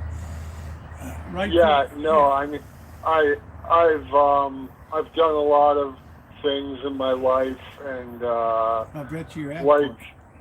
different different jobs, and I think there are certain jobs people should do in order to fit into society, and like working in a factory where everyone's throwing shit at you and busting balls and stuff like that. Yeah. It builds character. Corky, why do I get the idea that you were an extortioner or something? What's that? That you were involved in gangland activity of extortion and protection. Well, I used to have some very interesting friends. Corky, you would be perfect to have on a gang, right? To be collecting for protection money and all that shit. Dude, my buddy took me on a collections trip one time. He said because I looked the part. Oh, I think you're amazingly funny. I think that you are an absolute riot, but I figure you would be the perfect guy to have in a like soprano situation of a gang thing, right? I mean, it would be perfect. Like, hey, you're a little behind on your accounts here, or whatever. The boys are gonna come in and take it out and trade tonight. Yeah, Corky's great, man. You got a great sense of humor, Corky. Great sense of Yeah, humor. likewise, Rosie. Yeah. You make me laugh all the time. The question And is, tell me a little bit about your. I'm not doxing your name. Tell me a little bit about the things you've done in life. Obviously, you've worked in a factory. If you're talking about it, as I've worked in a couple factories and shit. Yeah, like I said, it's good for you. I worked in John Deere factory when I was getting my master's science degree. Okay. Because it was, I don't know, school's always very easy for me, and it was like boring. So I got to have a lot going on. Yeah, somebody said Vinny Corcolini. That's. They gave you a new name, Corky. Vinny Corcolini. Oh no. Oh yeah, no. Vinny, Corcolini stepped up the collections, man. He's doing good. We're kicking it up to Paulie here. You know, he's doing a good job. I felt the same way. I worked at Western Electric. Cable making operation for everything you see on the telephone poles and all that, power poles and all that shit. I mean, that really puts your feet on planet Earth when you're working in a factory setting with grease and dirt and grime, and you're punching the clock at 4 a.m. to noon and stuff. It's a little humbling. Yeah, and everyone has a really horrible nickname, and like people throw things around. And I would go down to the tool crib, where if you needed tools, you go down and they assign them to you. Yeah, you leave your medallion and you pick up your tool. Yeah, that's it. Yeah, I would get a bag of rags. They were just scrap rags, and I would get the yellowest one I could find, and and make it into like an NFL penalty flag. And so I would throw it at the supervisors. I would throw it at everyone and call penalties. Stuff like that. I did a lot of what was called wire wrapping on protective block circuits for cable and stuff. And we used to wire wrap people's shoes to the floor and shit. These ladies would be doing the same repetitive job for like 33 years, and they get up one day and they just keel right over at their. But you gotta amuse yourself, or else you go nuts in that shit, Yeah. Well, where I worked, I was welding, and there were two jigs we were making, like they were next to each other in the same cell, and they were mirror image of each other, so the part would go on opposite sides of the tractor. Yeah. And, so you're working with another guy close for your shift, but then there's another shift. And I always got, because I was the new guy, I got stuck with this guy that nobody liked. Oh, but the two other guys on the other shift were really cool. Yeah. And Mikey was my buddy. And so the guy I worked with, he was like, dude, I don't even think he was 5 feet tall. He was like 4'11" or 10 or something like that. And he was just the biggest dick on the planet. Like, He's the guy that might end up in a waste barrel outside the place, knocked out. Oh, dude, you don't even know how close. Oh, this is funny, Corky. 2 times. Naomi said Corky's in a 30 style gang in New Jersey. Yeah, he's a perfect New Jerseyite. He is. This guy, I can tell immediately by the way that Corky conducted himself. This is the kind of guy you want in like a gang operation that keeps his cool, doesn't lose his shit and stuff like that. And it's funny, it's entertaining during the downtime when you're hanging around the delicatessen, the Italian meat market or whatever, right? Well, my best friend, when I lived all over America at different places, but ended up, my best friend was from Youngstown, Yeah. Ohio, and he was married to the boss's daughter. And so I got to meet all of them. Their family loved me. I had dinner over at the boss's house, like on Sunday afternoons, a couple times. Nice. But he always liked, I played a lot of golf when I was younger. I went to school Was on the a golf daughter scholarship. nice? I mean, you know what I mean. Was she, Yeah, she was just like her dad. Okay. But anyway, Yeah, because I mean, knew you spent a lot of time down here working in, because you know America so well, Corky. It's like you know, you're like you're more American than a lot of people that are down here now in this country. So yeah. But he liked me because I played a lot of golf, and so he liked to play golf once in a while, and so I always had to go play golf with the fucking boss. Hey, So it was what kind of nerve-wracking, you know what I mean? Like, because I don't, Hold sometimes on. I say things. Yeah, Corky, I'm sorry. I don't know if they're having a riot in the neighborhood or what's going on down the street. There's a lot of screaming and hooting and hollering here tonight. Corky, what kind of game? Shit. What kind of game did you shoot at your peak in golf? What was your game? My lowest score was like 63. Wow, shit. And I'm happy. I can drive the ball like nobody's business, but my middle game is a wreck. I'm always happy if I break like 95 or something on 18. You want to hear the craziest thing about? I've shot 64, 65 a million times. Wow. But when I shot 63, it was after I quit golfing. I quit golfing, and it was like a year after I had quit golfing. And I hadn't swung a club for a year. And I was my buddies wanted me to go play this golf course. I said, okay, I'll go play with you guys. But it was a championship golf course. Like, they had the U.S. Open there decades previous. And so, I don't know. It was just one of those days. Who in the hell shoots at 63? What the fuck, man? It's 63. Corky, that's pro level. That's at least get you a gig at the club, you know, as a golf instructor. What the hell, man? I think like if I could break, I probably broke. I think probably 83 was the best I ever shot, and I had a few beers under the belt, so I wasn't overthinking shit that day. But holy hell, yeah! Everybody wants you to bring back Corky Thunberg. They think that was the best. Okay, I will. I was thinking about that actually when I changed it. Yeah, everybody. They said you peaked out at Corky Thunberg. Thank you, Anonymous. $13 for not. Hey, Corky never peaks. It peaks out, okay? But Corky knew bullshit when he saw that flotilla going over there. He cracked me up with that shit. So. Well, with what'd she say? How dare you? That was it. That was. No, my favorite was if you're seeing this video, it means we were kidnapped in international water.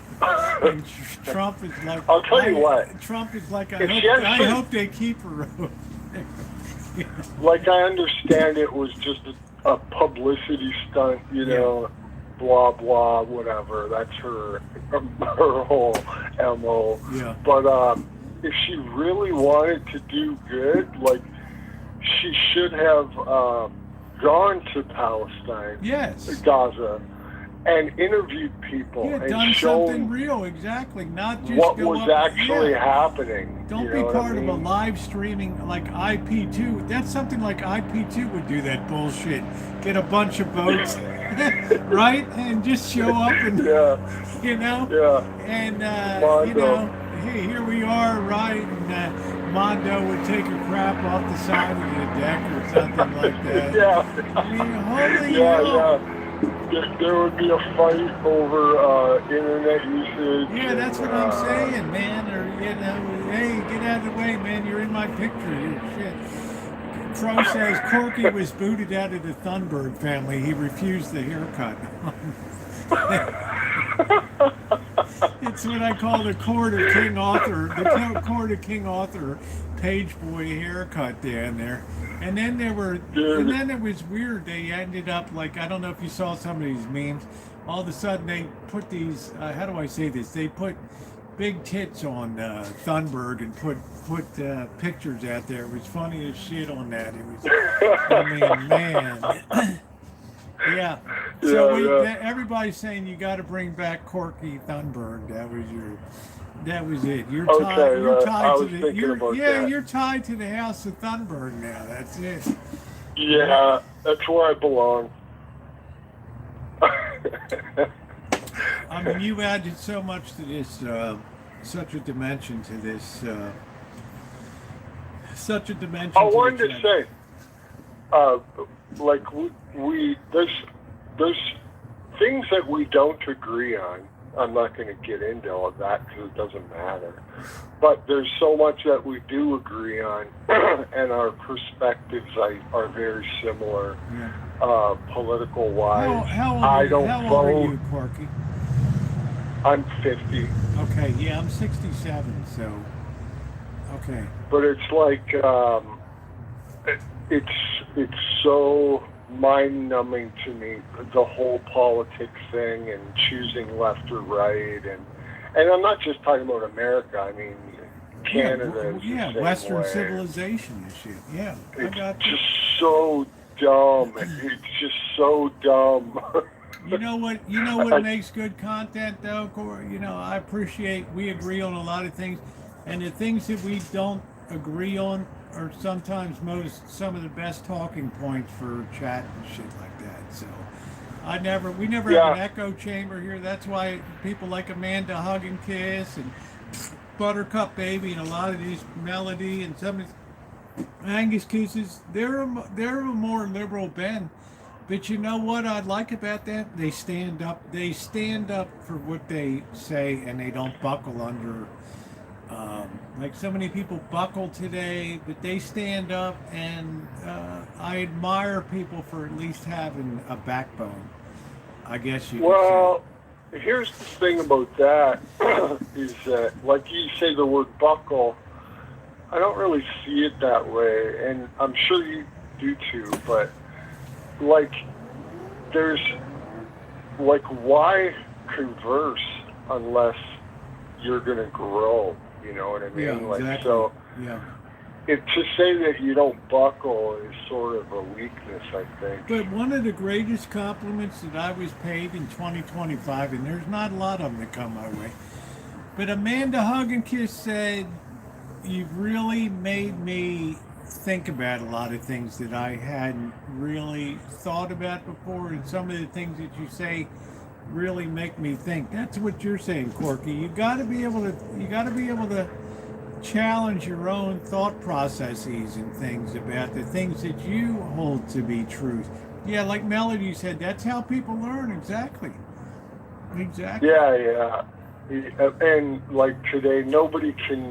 There's no accountability. Like I guess is what I'm saying. Like, like if I'm talking to someone and they show me reality, I'm gonna go, wow. Okay. Now I know. I need to like convince myself of that, you know, or something of the like, you know. Yeah. But there's the left-right paradigm is a construct that it's just divisive. Like nobody wants to see anyone die. Sorry, Corky. No, I got a police helicopter right over the hood right now. Oh shit! It's Saturday night. Go ahead. Yeah, the divisiveness. Get under the tent. Yeah, the divisiveness, the divisiveness of it. Yes. Yep. It's another Saturday night. Just people screaming all over the neighborhood tonight. I don't even know what the damn thing could be on fire across the street. I have no idea. Whatever, I don't know. But yeah, the divisiveness of things it's one thing I've noticed in my lifetime when I was younger, people could reach across the aisle and cooperate with each other, and you didn't have wide, in the open fights. Now everything is people arguing for the higher ground of the media clip and things on here, and it's very few things get done in closed door sessions of people actually talking to each other and meeting. Yeah, I don't think there should be political parties.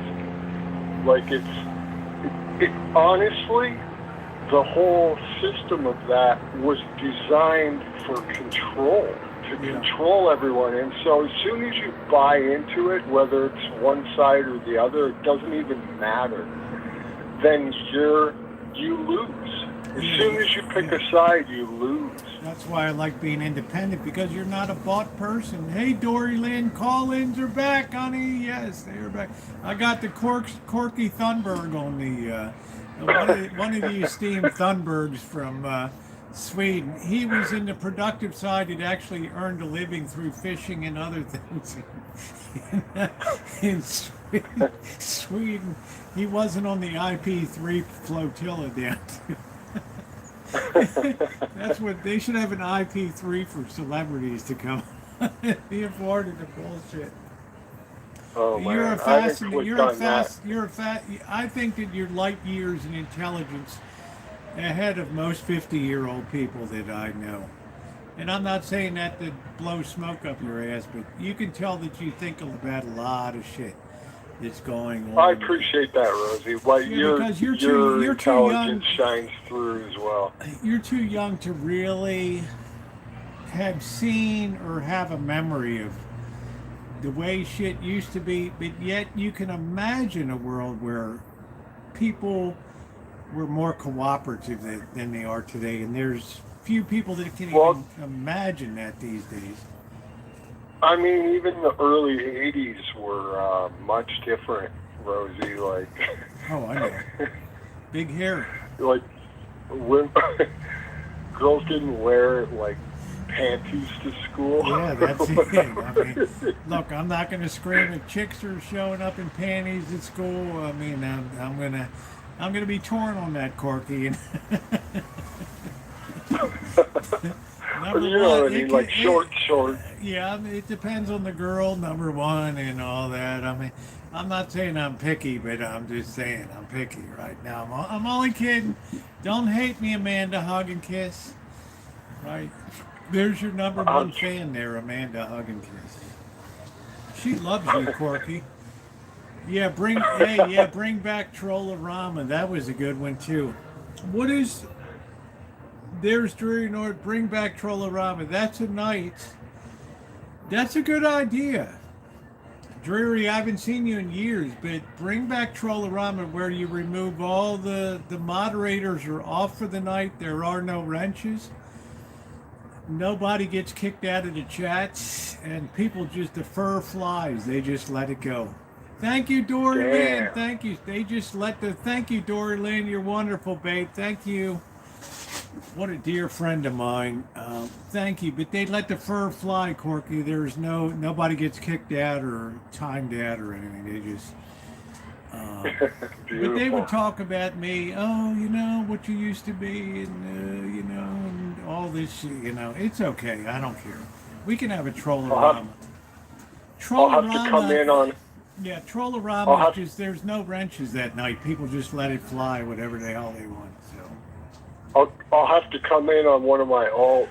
Yeah, you got to come through all of them. But they're legendary because, you know, you got to be able to take a punch, and people are going to come in and they're gonna tell you about where you came from, and you know, and all that stuff. But it's okay. It's highly entertaining to have a Trollorama. That's for damn Oh my sure. goodness, Rosie, we used to torment EBZ and Burger Planet and those guys like. I met Burger Planet, right? We hung out. Yeah, I have too, actually. He was just this, you know. Dude, I don't see a good future for this kid. And Bone Clinks and all these people, and you know, and Captain Content and all these people. Yeah, we hung out with all these people on, and Bjorn, and I could tell you so many funny stories about Bjorn. He would curse me in Bjorn. public, and then he would Gmail the hell out of me in private for pictures and shit. And I mean, it was absolutely crazy, man. Well, I think he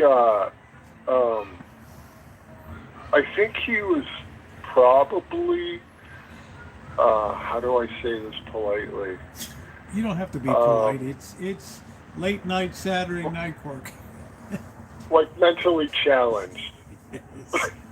Like literally. I mean, I don't mean that as like trolling. I mean, No, he has wet brain. He had wet brain. That's what he had. yeah, something was going on.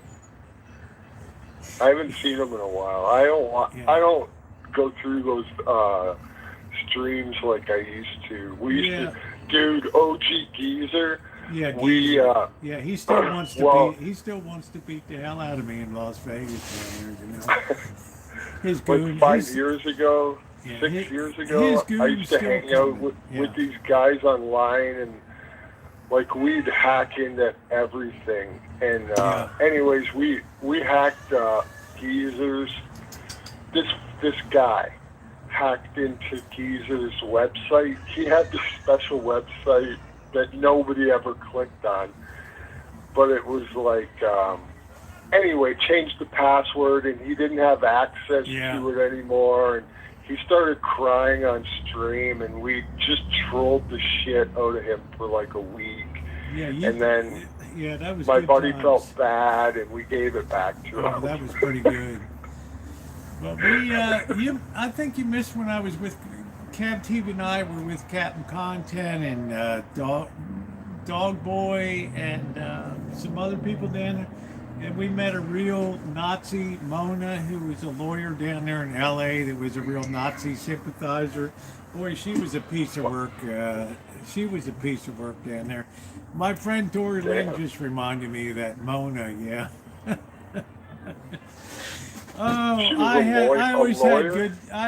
She was a lawyer, and she was really pro Nazism and stuff. She was really Maybe she was in San Quentin with Jamie. Yeah, I don't know, but Jamie was the real deal, dude. This guy, 2 minutes of losing your shit is 10 years of misery and stuff. And that's what happened. Yeah, college. That's what they call it, going to college. Man, he paid a hell of a price for that. And he had a $250,000 a year job, beautiful house on San Francisco Bay, and he lost all that shit, But this... Yeah, and he said he was up for 15 and got a break, but I'm trying to imagine what he did to warrant 15 years. Like, I want to see the other guy. He almost killed this guy. Yeah, it must have been. He put this guy into like a coma for like 45 days or something. I mean, he's a big boy. He is a big guy, and this guy was, doing a 13-year-old or something, and he just lost his shit, and he just saw red. Yeah, he's a really big guy. See, I have trouble hearing things like that too. I almost don't want to hear stuff like that because, the werewolf comes out. He paid a real price for it, Corky. I mean, he admits it, and his parole officer watches me all the time. And she knocked like a year and a half off of his parole time. As long as you're watching Rosie and shit, then you can, I mean, it was pretty cool. I mean, I still want to do the San Quentin tour. My big problem with that, Corky, is that they're probably not going to let me record inside because of the privacy of inmates or whatever could be disturbed or whatever. So what's the point, I mean, it's cool. I mean, I went to the Death Row gift shop and did some video there. I don't know. But... Well, you could get a really good tour if you just, there's a certain vagrant on your property and just beat him with a pipe.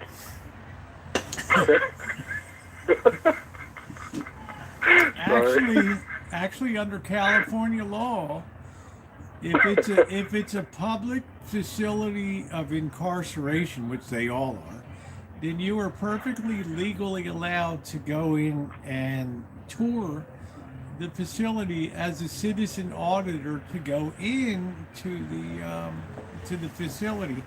But unfortunately, the pandemic just came down right there, so everything was closed up. That Damn. was it. So, Well, you don't want to get mistaken for a inmate either. no, my luck, you'd hear, and a full-blown riot breaks out, and I get shot from the Yeah. tower running around in jeans or whatever. Yeah, then, that would like, be my luck. That would 10 be my jokers luck. like me are pointing at you going, no, Yeah. he's been here That's for the like one who 5 started years. it, yeah. He belongs here. Yeah, that's the head of the gang right there. That's the one who started it right there. Shit.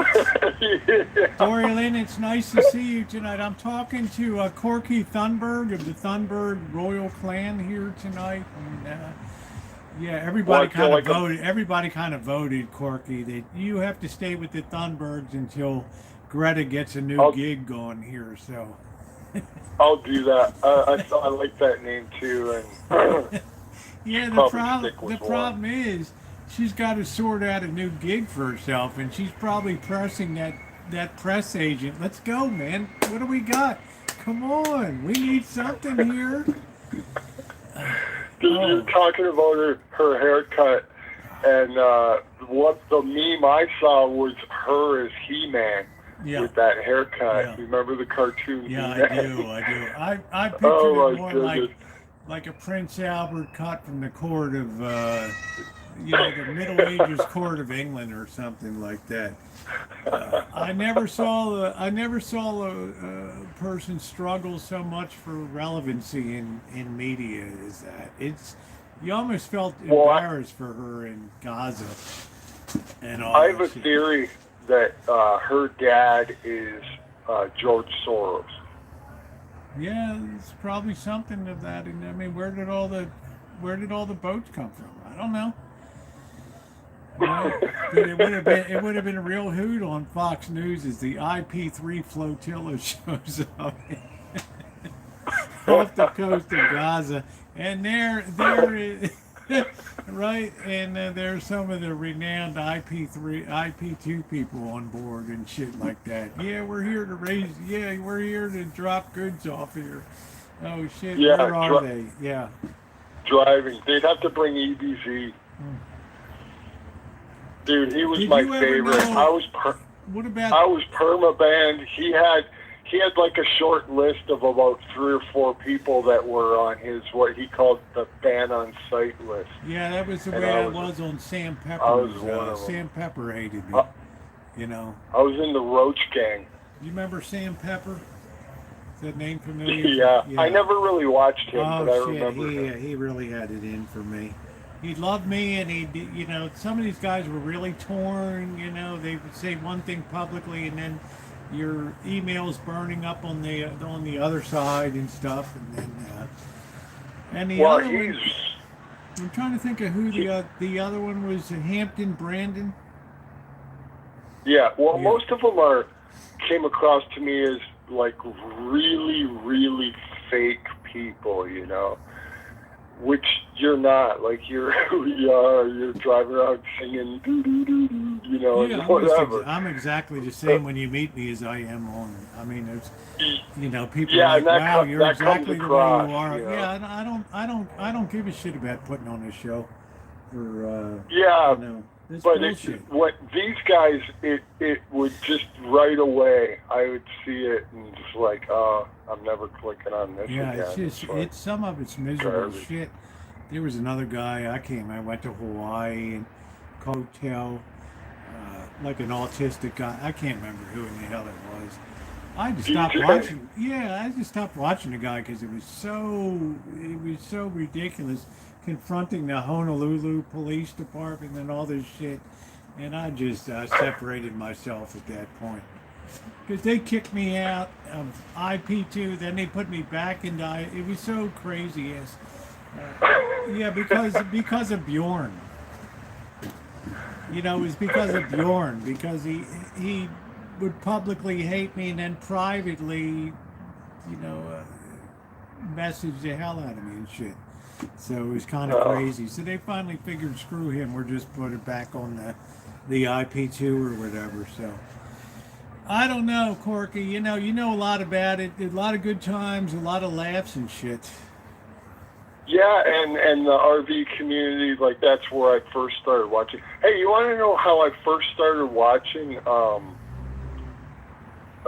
live streamers? Is that I was on YouTube, like I had a YouTube channel, and so I found this live stream. It was Southwest Florida Eagle Camp, and so it was this camera up in the tree. Yeah, with the baby, with the hatched eagles. Yeah, exactly. Eagle nest. Yeah, so I would click on that probably like 6 times a day to check on them. You know. So then in my feed starts all these other live streamers like Burger Planet and Ice Poseidon and all those. I was watching like Key West streams to see what the chicks were wearing on the beach there. The Key West beach cams and things, the Honolulu beach cams to see what the Japanese gals were wearing on the beach in Waikiki and shit. I don't know. But good stuff. Dude, when I was a kid, Japanese businessmen it was cheaper for them to fly to Hawaii to play golf than to play golf in Japan. Yeah.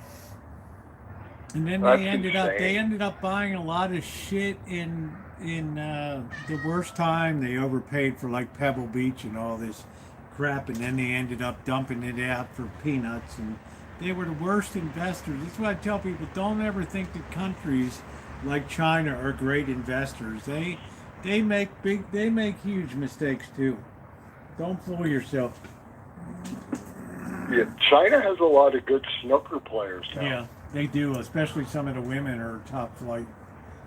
What are you doing? Yeah, there's a woman who plays on the snooker tour with the men. Yeah, she's really. There's a couple really good ones over there that I can't say I follow them, but I know them over there. Yeah, she does very well. Charles Richardson, good to see you. Guys, you did amazing work tonight. We crested over 6,000. They had a lot of food tonight. What's coming next? We crested we're over the Great Divide now. It's all downhill from here. And the thing is, we're only in the 8th of November, and we've already achieved half of our goal here, which is amazing. People should remember that if you donate to the cause, you're more likely to go to heaven. Yes. I mean, it's just true. You heard it from Father Corky Thunberg. Yeah. I don't mind saying that. No, look, you know, I mean, it's just, I know you guys, I know you're not Cobra John. Thank you, Anonymous, for your donation. I don't know what it is. You know, I think what it is, Corky, is people are more used to, you know, the first year people are reticent because there's a lot of bullshit that goes on in donations. But then they saw the second year, and now they're in the third year. They've seen some of the terrible shit that's happened, and now I think they're like, yeah, this is the real deal that's going on. You know, there's a comfort level that gets established, and we've kind of adopted this whole church and program is kind of our own on this channel. Thank you. Yeah. What's coming? Thank you for the donut. So I feel like my chat has kind of adopted this church that if they can help it, nothing bad's going to happen anymore if they have any kind of say in it. Which I think is spectacular. Because Corky, I can't tell you how disheartening it is that literally the shadows of the El Cortez Casino hit this property in the morning. And I just, you know, I've been to the corporate offices, I've tried, you know, I talked to the daughter of the owner and stuff, and I just thought, I was treated so roughly and discourteously and stuff, and I think that upset some people on my my chat and things, and then the fire and some of the other stuff that happened. So I feel like they've adopted the cause now, which is fantastic. So I don't Well, thi- and it's all because of you. well, it's not me. Let's it's, be honest. I don't I never would have donated to this church unless it was through Yeah. you. So, I never saw. congratulations on well, what you've done. It's not what I've done. It's what this. It's what these people have done. No, for but us. your initiation of it, you I have. No, Yeah, well, that's that's the way it is. You're very humble. Of course, you're very humble. Anyway, I just think I just turned a light on an incredible thing that's almost unknown in America today, which is selfless service for other human beings. That you're not being paid $281,000 a year to run the Redwood Empire Food Bank or whatever. It's just like flat out, 100%, 7 days a week, every year. Thank you, Anonymous. You guys have made a fantastic night. But I thank you for those kind words, Corky. But all credit goes to what goes on the ground there. And there's people that have been volunteering, literally, Corky, for 15 years, 5 days a week, 12 months a year, that have just been dishing out food, riding around to 7-Elevens and Circle K's and fast, quick marts to pick up food that would otherwise go into dumpsters and bring it back. And I'm going to be honest with you, I would have quit that. If I was that priest, I would have quit that in year 3. I'm not, no, this is not my gig. And to manage this for 32 years and 22 years running a food program, you either have you got the Shine Shack there. Yeah, I know. And you got an orchard. When are you coming down to visit, Corky? We're going to shoot some golf out at Bodega Bay on the links out there. I would do that. Corky's like, I would do that. Yeah, I could do I that. haven't played in years. I don't play anymore. That course on the ocean is so beautiful over there on Bodega Bay. Bobby plays over there a lot. Oh, I Used bet. to, I would love that. Bobby's like a good 75, 80 player out there. He's just, That's very good. That's better than 99% of people. well, he was a tremendous athlete in high school. His big thing was basketball. That was his. Thank you, Optimistic, for that. I appreciate that. Thank you very much. Optimistic is a wonderful supporter of the channel. So, thank you, everybody. Corkster, I think I'm going to go ahead and shut it down now, but the unanimous consent of the side chat, Corky, is you've got to change your name back, because the Thunberg name is like magic for Yeah, I will. And thanks for your time, Rosie. Hey, Thank you for putting a voice. Thank you for putting a voice with it, Corky. And I want to thank everybody that was kind enough to donate. Thank you, Corkster, for everything that you do. My brother in silver here, which is a beautiful thing. So. Yeah. So thank you, Corkster, and have a wonderful night. And God bless you for all you do. You too. God bless you, Rosie. Take care. All right, there it is, guys. I didn't get around to cooking tonight because I had such a great time bullshitting on the phone with all of you. You will be happy to know, and I'll do a video tomorrow morning. We're over the Great Divide. I will do a video tomorrow. The weekly call, there will always be now a weekly call-in show once a week. Some of the things that were there in the past are now being brought back. Did I have more time on my side? I actually had a chance to go and get the phone set up today. It's working well. The Bluetooth. Yeah, the phone in is a really good thing. When are you calling in, Cobra John? I want to hear about your racing on the Bonneville Salt Flats and stuff. Promise me you'll call in, okay? I want to pick your name about the Cobra and all that stuff. So Yeah, the call-in show is a really good thing. Dory Lynn, thank you, babe, for your support. What's coming next? Melody, Corky, Thunberg, aka thank you, Jerry, and everybody else, Judy. So many people donated. What's coming next? Terry, you got to remind me when Terry comes back. I owe Terry a lot of entertainment. Okay, you got really shortchanged. Not my best Sinatra tonight because things were flying. Good night, Cindy. But you guys are the best of the best of the best. And I appreciate each one of you. I'm going to do an update video tomorrow. And we're going to push I have to make chicken soup tomorrow night. And then we're going to have we're going to do the chicken in a bag tomorrow night. Thank you. What's coming next? I don't know where you came from, but good Lord, I'm glad you're here. I got people that I don't know where they came from, but I am so grateful to all of you. And all praise goes to the people that do what they do down there in Las Vegas year round in the most intense heat and cold.